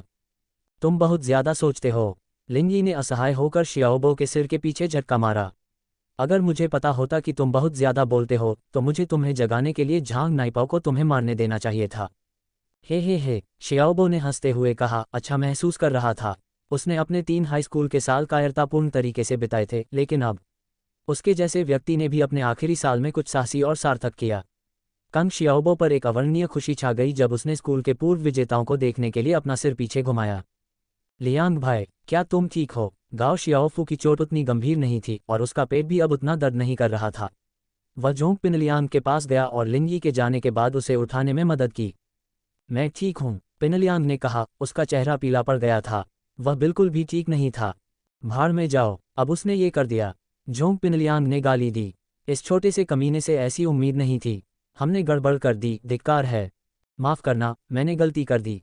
जियाओफू ने तुरंत माफ़ी मांगी। वह झोंग पिनलियान के क्रोध को नहीं झेलना चाहता था। उस आदमी के चेहरे से पता चल रहा था कि वह कितना नाराज़ था। ये तुम्हारी गलती नहीं है, पिनलियान ने हाथ हिलाते हुए कहा। लिंजी ने उसे उससे भी ज्यादा परेशान किया है जितना उसने अपने 2 अनुयायियों को किया था। पिनलियान को किसी को भी दोष नहीं देना चाहिए। वे बस लिंजी के स्तर के नहीं थे, बस इतना ही था। हम तीनों के साथ उस छोटी सी गंदगी को बर्दाश्त नहीं कर सकते। हमें बैकअप की ज़रूरत है। पब फ्यूचर द्वारा विज्ञापन, क्या हमें जू रोमिंग से मदद मांगनी चाहिए? ज़ियाओफू ने सुझाव दिया। नहीं, वह नहीं। अगर उसे इस बारे में पता चल गया तो इस स्कूल में हमारी प्रतिष्ठा पूरी तरह से बर्बाद हो जाएगी। पिनलियांग ने सिर हिलाते हुए कहा, मैं अपने पिता की तरफ से किसी को बुला लूंगा।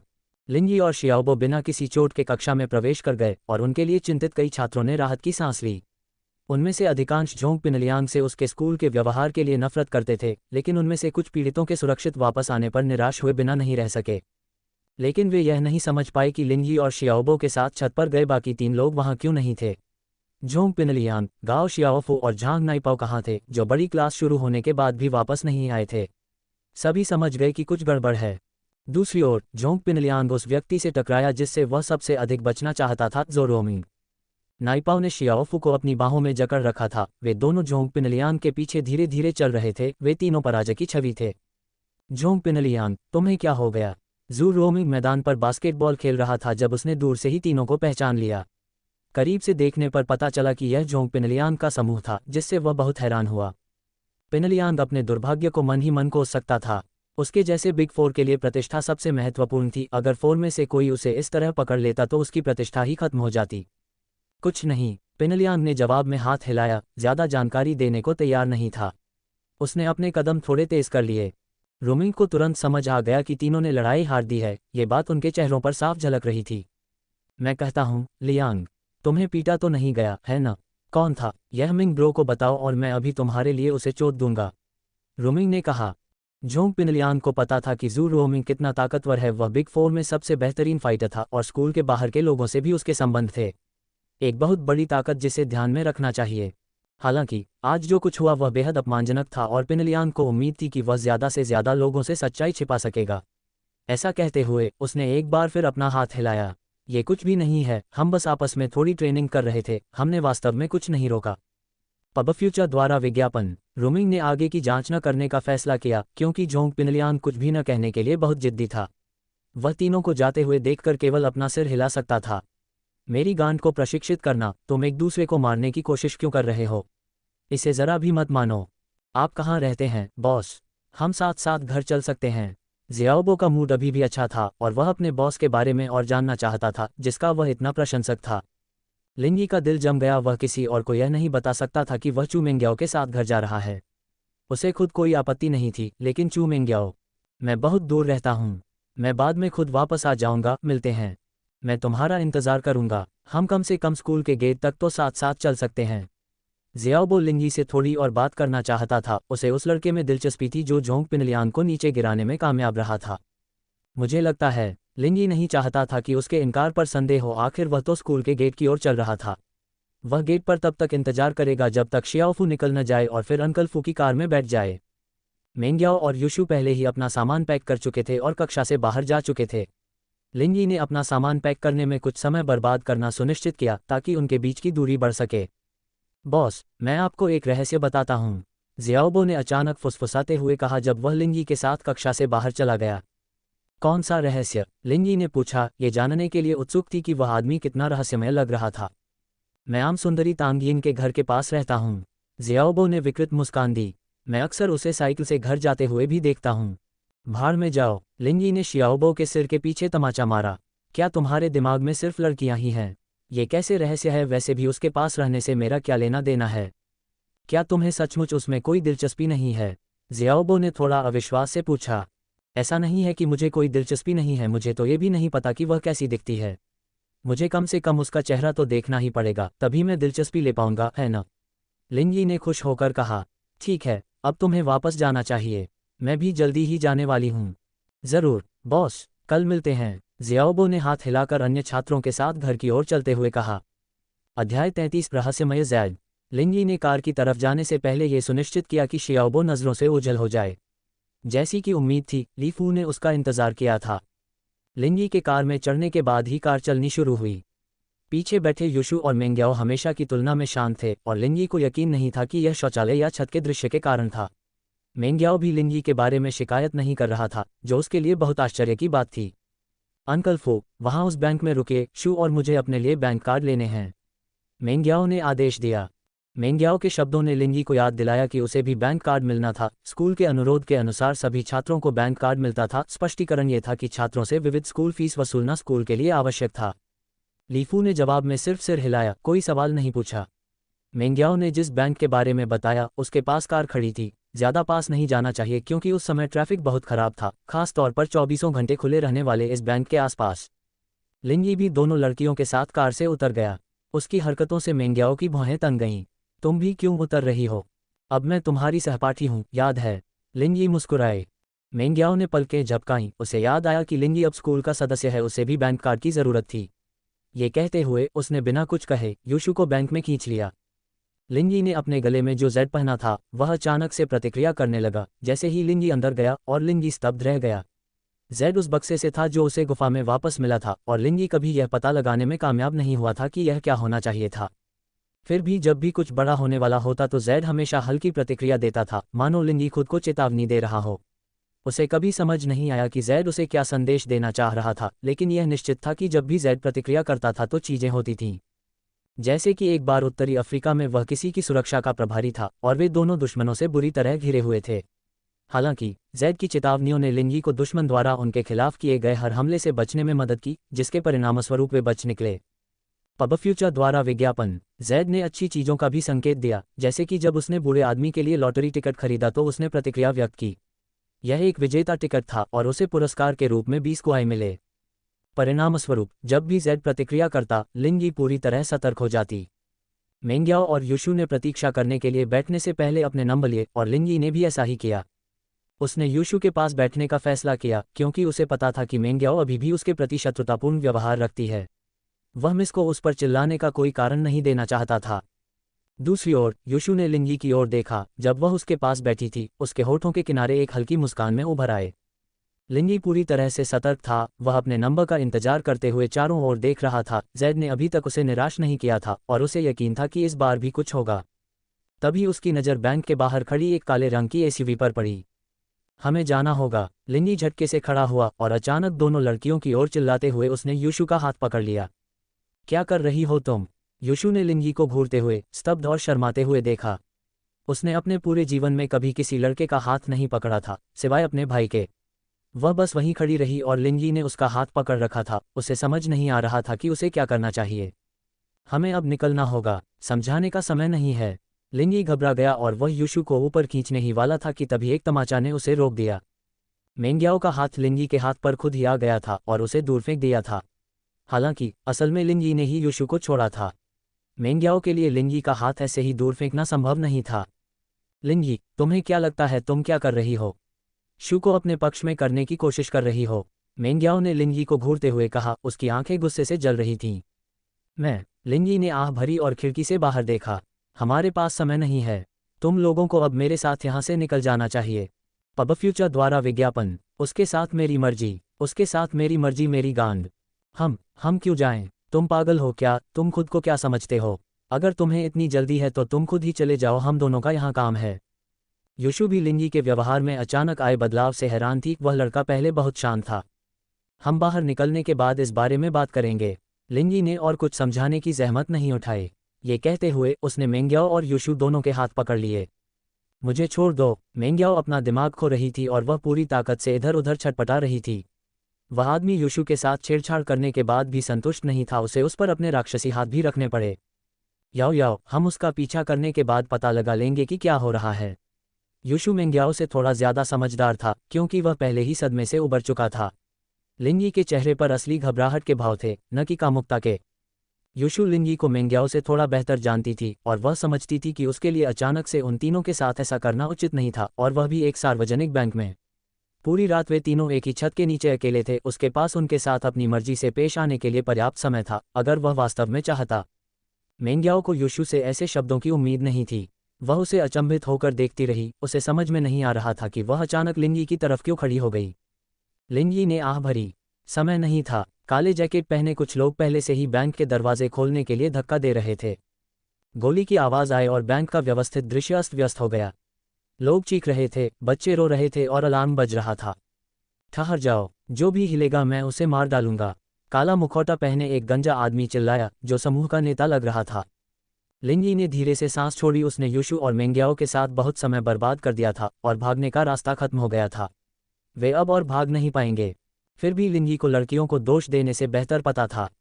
आखिरकार ऐसा कोई तरीका नहीं था जिससे वे खतरे को पहले से भांप सके। जिस तरह से उसने किया था उसके व्यवहार पर उनकी प्रतिक्रियाएं सामान्य से कम नहीं थीं। अध्याय 34 बैंक डकैती। लिन यी कोई नायक नहीं था। वह चुपचाप रहना पसंद करता था और वह स्पष्ट दिमाग से समझता था कि उसे क्या करना चाहिए और क्या नहीं करना चाहिए। उत्तरी अफ्रीका में भी यही स्थिति थी। उसे हमेशा ये याद रहता था कि उसे क्या जिम्मेदारी सौंपी गई थी। उसे साक्षात्कार दल की सुरक्षा का काम सौंपा गया था, न कि वीरतापूर्वक इधर उधर भागने का। परिणामस्वरूप लिन यी की वर्तमान मानसिकता ने चू मेंग्याओ और चेन यूशु की सुरक्षा को सर्वोच्च प्राथमिकता दी। दूसरी ओर बैंक लुटेरों को पकड़ने का कार्य ऐसा कुछ नहीं था जिसमें वह शामिल होने की योजना बना रहा था। ये भी स्पष्ट था कि लड़कियों को ऐसी परिस्थितियों का कोई अनुभव नहीं था। वे बस वहां स्तब्ध खड़ी थीं। उन्हें समझ में नहीं आ रहा था कि क्या करें। सब लोग ध्यान से सुनो। अपना सिर पकड़ो और फर्श पर झुक जाओ और मैं गारंटी देता हूं कि किसी को चोट नहीं लगेगी। तुम हिलोगे, तुम मरोगे। बाल्दी ने छत पर एक और गोली चलाई और बैंक एक बार फिर अराजकता से वापस व्यवस्था में आ गया। बच्चे रोना भूल गए और बड़े चिल्लाना भूल गए। हर कोई अपनी मर्जी से चुपचाप और स्थिर होकर बैठा था। हथियारबंद अपराधियों के सामने जीवित रहने का यही उनका एकमात्र साधन था। फिर भी ऐसा नहीं कहा जा सकता कि इन आत्मसमर्पण करने वाले लोगों में न्याय की कोई भावना नहीं थी। जो कोई भी आगे आया उसे अपने जीवन की कीमत चुकानी पड़ी, बस इतना ही था। जब बाल्दी ने दूसरी गोली चलाई तो उसका समूह काउंटर पर हमला कर चुका था। उन्होंने हथौड़ों से शीशे तोड़ दिए और कर्मचारियों पर अपनी बंदूकें ताननी शुरू कर दीं। फिर उन्हें बोरियों में पैसे भरने का आदेश दिया गया। जल्दी करो, एक लुटेरे ने अधीर होकर चिल्लाया। अगर तुमने और समय बर्बाद किया तो मैं तुम्हारा सिर फोड़ दूंगा। हाँ, लुटेरे की धमकी को ठीक से समझ न पाने के कारण उस आदमी के हाथ कांपने लगे। नतीजतन उसके हाथ में जो नकदी थी वह उसके हाथ से छूटकर फर्श पर गिर गई। पब फ्यूचर द्वारा विज्ञापन। मादरचौद, तुम समय बचाने की कोशिश कर रहे हो। लुटेरे ने गुस्से से चिल्लाते हुए उस आदमी की बांह पर गोली चला दी। कैशियर दर्द से चीख उठा और उसने अपने घाव को भींच लिया। पहले की 2 गोलियां छत पर निशाना साधकर चलाई गई थीं और भीड़ को डराने के लिए चलाई गई थीं। लेकिन इस बार गोली एक व्यक्ति पर चलाई गई थी। इससे कर्मचारी और ग्राहक दोनों ने अपने मुंह ढक लिए क्योंकि लुटेरों का डर बढ़ गया था। उनमें से किसी ने भी हिलने की हिम्मत नहीं की। दूसरी ओर बाल्दी ने अपने अनुचर के कदम से प्रसन्न होकर डरे हुए पीड़ितों पर अपनी नज़र घुमाई। याओ, मुझे डर लग रहा है। यूशु का चेहरा पीला पड़ गया जब उसने मेंग्याओ की बांह को कसकर पकड़ लिया। उसका तेज और चंचल व्यक्तित्व तनाव से दब गया।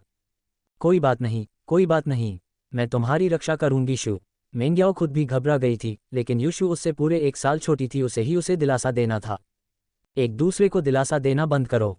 मैं तुम दोनों की रक्षा करूंगा, लिन यी ने उदास होकर कहा। लिन यी को यकीन नहीं था कि वह लुटेरों को जीवित पकड़ पाएगा, लेकिन दोनों लड़कियों को नुकसान से बचाना उसकी क्षमता में था। मेंग्याओ अचानक लिन यी पर कुछ अपमानजनक बातें कहने ही वाली थी, लेकिन लिन यी की दृढ़ निश्चयी आंखों को देखकर वह खुद को रोकने में कामयाब रही। लुटेरों का समूह नकदी से भरे अपने बैग लेकर बैंक से बाहर निकलने ही वाला था कि तभी बाहर पुलिस का सायरन बजने लगा। सायरन की आवाज़ सुनकर बैंक में मौजूद ग्राहकों के माथे पर बल पड़ गए। कई बार पुलिस का वहां आ जाना अच्छी बात होती थी, लेकिन लुटेरों के पास अब भागने के लिए कोई जगह नहीं थी। इसलिए यह स्वाभाविक था कि वे पीड़ितों के साथ कुछ करें ताकि वे अपनी सुरक्षा सुनिश्चित कर सकें। कोई भी बंधक नहीं बनना चाहता था। ज्यादातर लोग स्वार्थी थे। उन्हें इस बात से कोई फर्क नहीं पड़ता था कि बैंक ने कितना पैसा खो दिया। जो मायने रखता था वह था उनकी अपनी सुरक्षा। तुम चारों ओर से घिर गए हो, तुरंत अपने हथियार डाल दो। आत्मसमर्पण ही तुम्हारा एकमात्र विकल्प है। इमारत के बाहर से एक मेगाफोन की आवाज़ आई। पब फ्यूचर द्वारा विज्ञापन। मेगाफोन की आवाज़ सुनकर गंजा आदमी नाक भान सिकोड़ने लगा। वह अपने एक अनुयायी की ओर मुड़ा। जाओ और उनसे कहो कि वे कोई बेवकूफ़ी न करें, नहीं तो मैं इन सुअरों को काटना शुरू कर दूंगा। नौकर ने सिर हिलाया और बाहर खड़ी पुलिस पर चिल्लाने से पहले दरवाजे की तरफ भागा। चुप रहो, भौंकते रहो और हमारा मालिक हत्या करना शुरू कर देगा। पुलिस तुरंत चुप हो गई। वे यदि संभव हो तो बैंक के नुकसान की भरपाई करना चाहते थे, लेकिन बैंक के अंदर पीड़ित भी थे जिन पर विचार करना था। आपराधिक पुलिस दल के उपकप्तान सोंग लिंगशान ने पुलिस विभाग के निदेशक के आदेश के तहत कार्यभार संभाला था। अनुपस्थित कप्तान यांग हुआईजुन एक बैठक में भाग ले रहे थे, जिससे निदेशक को लिंगशान से सीधे संपर्क करने के लिए मजबूर होना पड़ा, जिससे उन्हें यह संकेत मिला कि चू पेंगजान की बेटी एल्डर चेन की बेटी के साथ बैंक में थी। कार्य ने उन्हें बहुत तनाव में डाल दिया। विफलता कोई विकल्प नहीं था। यदि चेन यूशु को कुछ हो गया तो निदेशक की देखरेख करने वाले अधिकारी भी परेशानी में पड़ जाएंगे। पूरा संगठन हिल जाएगा। परिणामस्वरूप सोंग लिंगशान ने लुटेरे की धमकी सुनते ही मेगाफोन संभाल रहे अधिकारी को नीचे खड़े होने का आदेश दिया। वह उन्हें क्रोधित नहीं कर सकती थी। बाल्दी सहयोग और चुप्पी से बहुत खुश था। फिर वह बंदूक लेकर कमरे में घूमने लगा और कई ग्राहक समझ गए उनमें से एक बंधक बनने वाला था। कई पीड़ितों ने तब अपना सिर थोड़ा और नीचे झुका लिया, उन्हें डर था कि आगे क्या होने वाला है। वे बिल्कुल भी नहीं चाहते थे कि उन्हें ऐसे क्रूर अपराधियों द्वारा चुना जाए। बंधक के रूप में चुने जाने के बाद उनके साथ क्या होगा यह कोई नहीं बता सकता था। बाल्दी ने मुस्कुराते हुए सभी को देखा और फिर उसकी नज़र मेंग्याओ पर पड़ी, जो लिंगी के ठीक बगल में बैठी थी। तुम खड़े हो जाओ। बाल्दी पहले से ही मेंग्याओ के सामने था, उसकी बंदूक उसके सिर पर तान हुई थी। मेंग्याओ का दिल रुक गया और अब यूशु के हाथ को कसकर पकड़ने की बारी उसकी थी। उसने धीरे से अपना सिर गंजे की तरफ उठाया। बहुत सुंदर है ना? बाल्दी ने कामुकता से मुस्कुराते हुए फिर से मेंग्याओ पर अपनी बंदूक तान दी। अच्छा, उठो। मेंग्याओ इस तरह की स्थिति से निपटने के लिए बिल्कुल भी तैयार नहीं थी और उसका दिल जितना संभव हो सके उतनी जोर से धड़क रहा था। उसे नहीं पता था कि उसे इस बारे में कैसे सोचना चाहिए, लेकिन उसने खुद को मजबूत रहने के लिए मजबूर किया। मैं रो नहीं सकती। मेंग्याओ ने अपना जबड़ा कस लिया और उठने लगी, तभी अचानक दो हाथों ने उसे फिर से नीचे धकेल दिया। अध्याय 35। मैं तुम्हारा बंधक बनूंगा। मैं तुम्हारी बंधक बनूंगी, लड़की को मत छेड़ना। लिंगी उदास स्वर में बोलते हुए खड़ी हो गई। मेंग्याओ को अपने कानों पर यकीन नहीं हुआ। क्या वह आदमी मौत से इतना भी नहीं डरता था कि ऐसी स्थिति में उसके लिए खड़ा हो जाए? बेशक उसे पैसे मिलते थे, मेंग्याओ को ये बात समझ में आ गई, लेकिन जब पैसे की कीमत आपकी जान पर खेली जाए तो उसका क्या मतलब? ऐसा कोई भी व्यक्ति नहीं था जो अपनी जान की परवाह न करता हो, यह इंसानी स्वभाव था। इस तरह मेंग्याओ ने माना कि लिंगी अपने पिता के पैसे के बल पर काम नहीं कर रही थी, बल्कि उसके अलावा भी कुछ और था। उस पल में मेंग्याओ को लिंगी की मौजूदगी अब इतनी परेशान करने वाली नहीं लगी। कम से कम वह आदमी एक सच्चा मर्द था। मेंग्याओ को पूरी तरह से पता था कि जोंग पिनलियान कभी भी उसकी जगह नहीं ले पाएगा। जिस तरह से लिंगी ने अभी लिया है, वह आदमी शायद उससे भी ज्यादा डरा हुआ होगा। वह जोंग पिनलियान की तुलना लिंगी से क्यों कर रही थी? मेंग्याओ ने विचारों को दूर धकेल दिया। यह ऐसे बेकार विषयों के बारे में सोचने का समय नहीं था। अरे वाह! लिंगी के प्रस्ताव ने बाल्दी को आश्चर्यचकित कर दिया।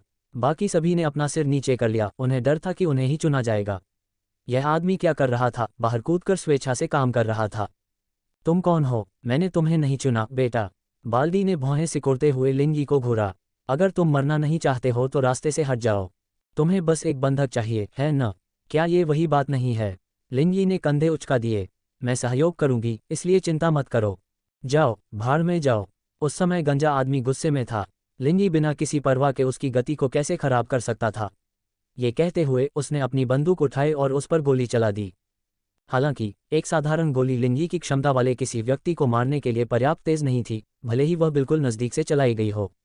ड्रैगन मास्टरी की कला ने लिंगी की सजगता को असामान्य स्तर तक बढ़ा दिया था और लिंगी को हमले से बचने के लिए बस थोड़ा सा बगल की ओर मुड़ना था। फिर भी लिंगी के दिमाग में अचानक एक विचार आया। उसके ठीक पीछे एक लड़की थी। बाल्दी ने जिस कोण से बंदूक चलाई थी, उससे लगता है कि गोली निस्संदेह उसे लगेगी, और अगर गोली लगी तो लड़की को घातक चोट लगेगी।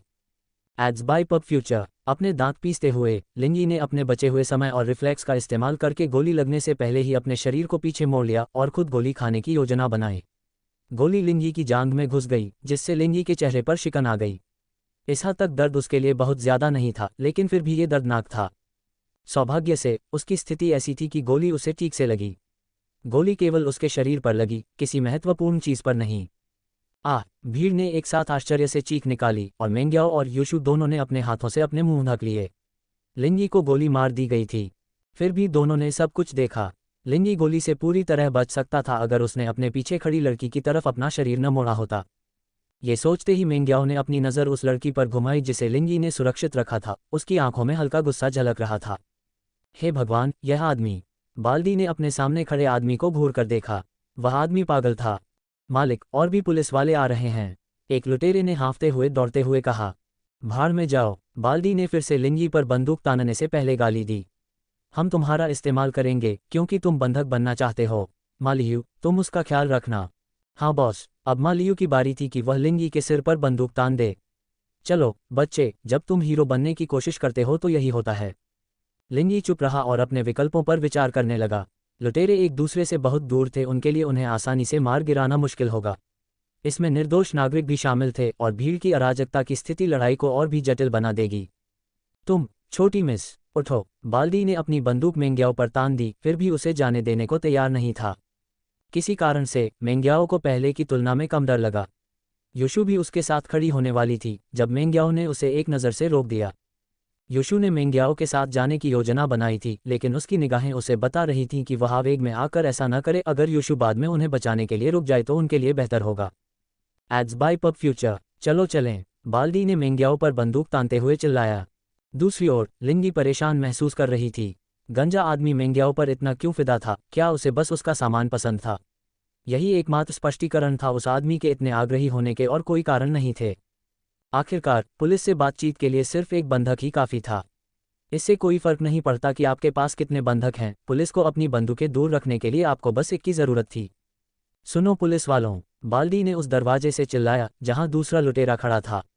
100 मीटर पीछे हट जाओ और हमारे पीछे किसी को मत भेजना। अगर तुमने ऐसा किया तो मैं इन बंधकों को मार डालूंगा। सोंग लिंगशान ने भौहें सिकोड़ लीं, एक अपराधी के आदेश के तहत पीछे हटने को तैयार नहीं थी। हालांकि लुटेरों के साथ बंधक थे और लिंगशान के पास कोई और विकल्प नहीं था। उसने आह भरी, पीछे हटो। वास्तव में उपकप्तान ने बैंक को घेरना उचित नहीं समझा, क्योंकि उन्हें लगा कि इससे लुटेरों पर तनाव बढ़ेगा। इस तरह का तनाव कई रूपों में प्रकट होता है और घिरे हुए व्यक्ति की ओर से अप्रत्याशित कार्रवाई होने की संभावना होती है। दूसरी ओर एक सूक्ष्म छिपी हुई घेराबंदी समझदारी भरा कदम होता, क्योंकि इस बात की संभावना है कि पहले स्थान पर बंधक नहीं होंगे। फिर भी निर्देशक ने यह कहते हुए सुझाव को अस्वीकार कर दिया कि उनकी नायकत्व वाली भूमिका अव्यावहारिक है। इसके बाद बाल्डी ने दरवाजे को धक्का देकर खोला और लिंगी और मेंग्याओ को बंधक बनाकर बाहर निकल गया। वह पुलिस की ओर से मिली सहमति से खुश था। याओ याओ, ली फू, जो सोंग लिंगशान के बगल में खड़ा था, आश्चर्य से बोला, मिस्टर ली, आप बंधक को जानते हैं? लिंगशान ने असहज होकर पूछा। वह चू मेंग्याओ है, मिस्टर चू की बेटी। ली फू घबरा रहा था। चेयरमैन एक बिजनेस ट्रिप पर बाहर गए हुए थे और मेंग्याओ की देखभाल करना उनकी जिम्मेदारी थी। अगर उसे कुछ हो गया तो वह बड़ी मुसीबत में पड़ जाएंगे। क्या? लिंगशान भी घबरा गया। चू पेंगुजान की बेटी को वहां मौजूद सभी नागरिकों में से चुनना कैसे समझ में आया? जिस बात से वह सबसे ज्यादा डरती थी वह सच हो गई थी और उसने निर्देशक से संपर्क करने में कोई समय बर्बाद नहीं किया। रिपोर्टिंग, सर, बंधकों में से एक की पहचान चू पेंगुजान की बेटी चू मेंग्याओ के रूप में हुई है। पुलिस विभाग के निदेशक को ये शब्द सुनते ही पसीना आ गया। सुरक्षित रहें और सावधानी से चलें। हम चू मेंग्याओ को खोने का जोखिम नहीं उठा सकते।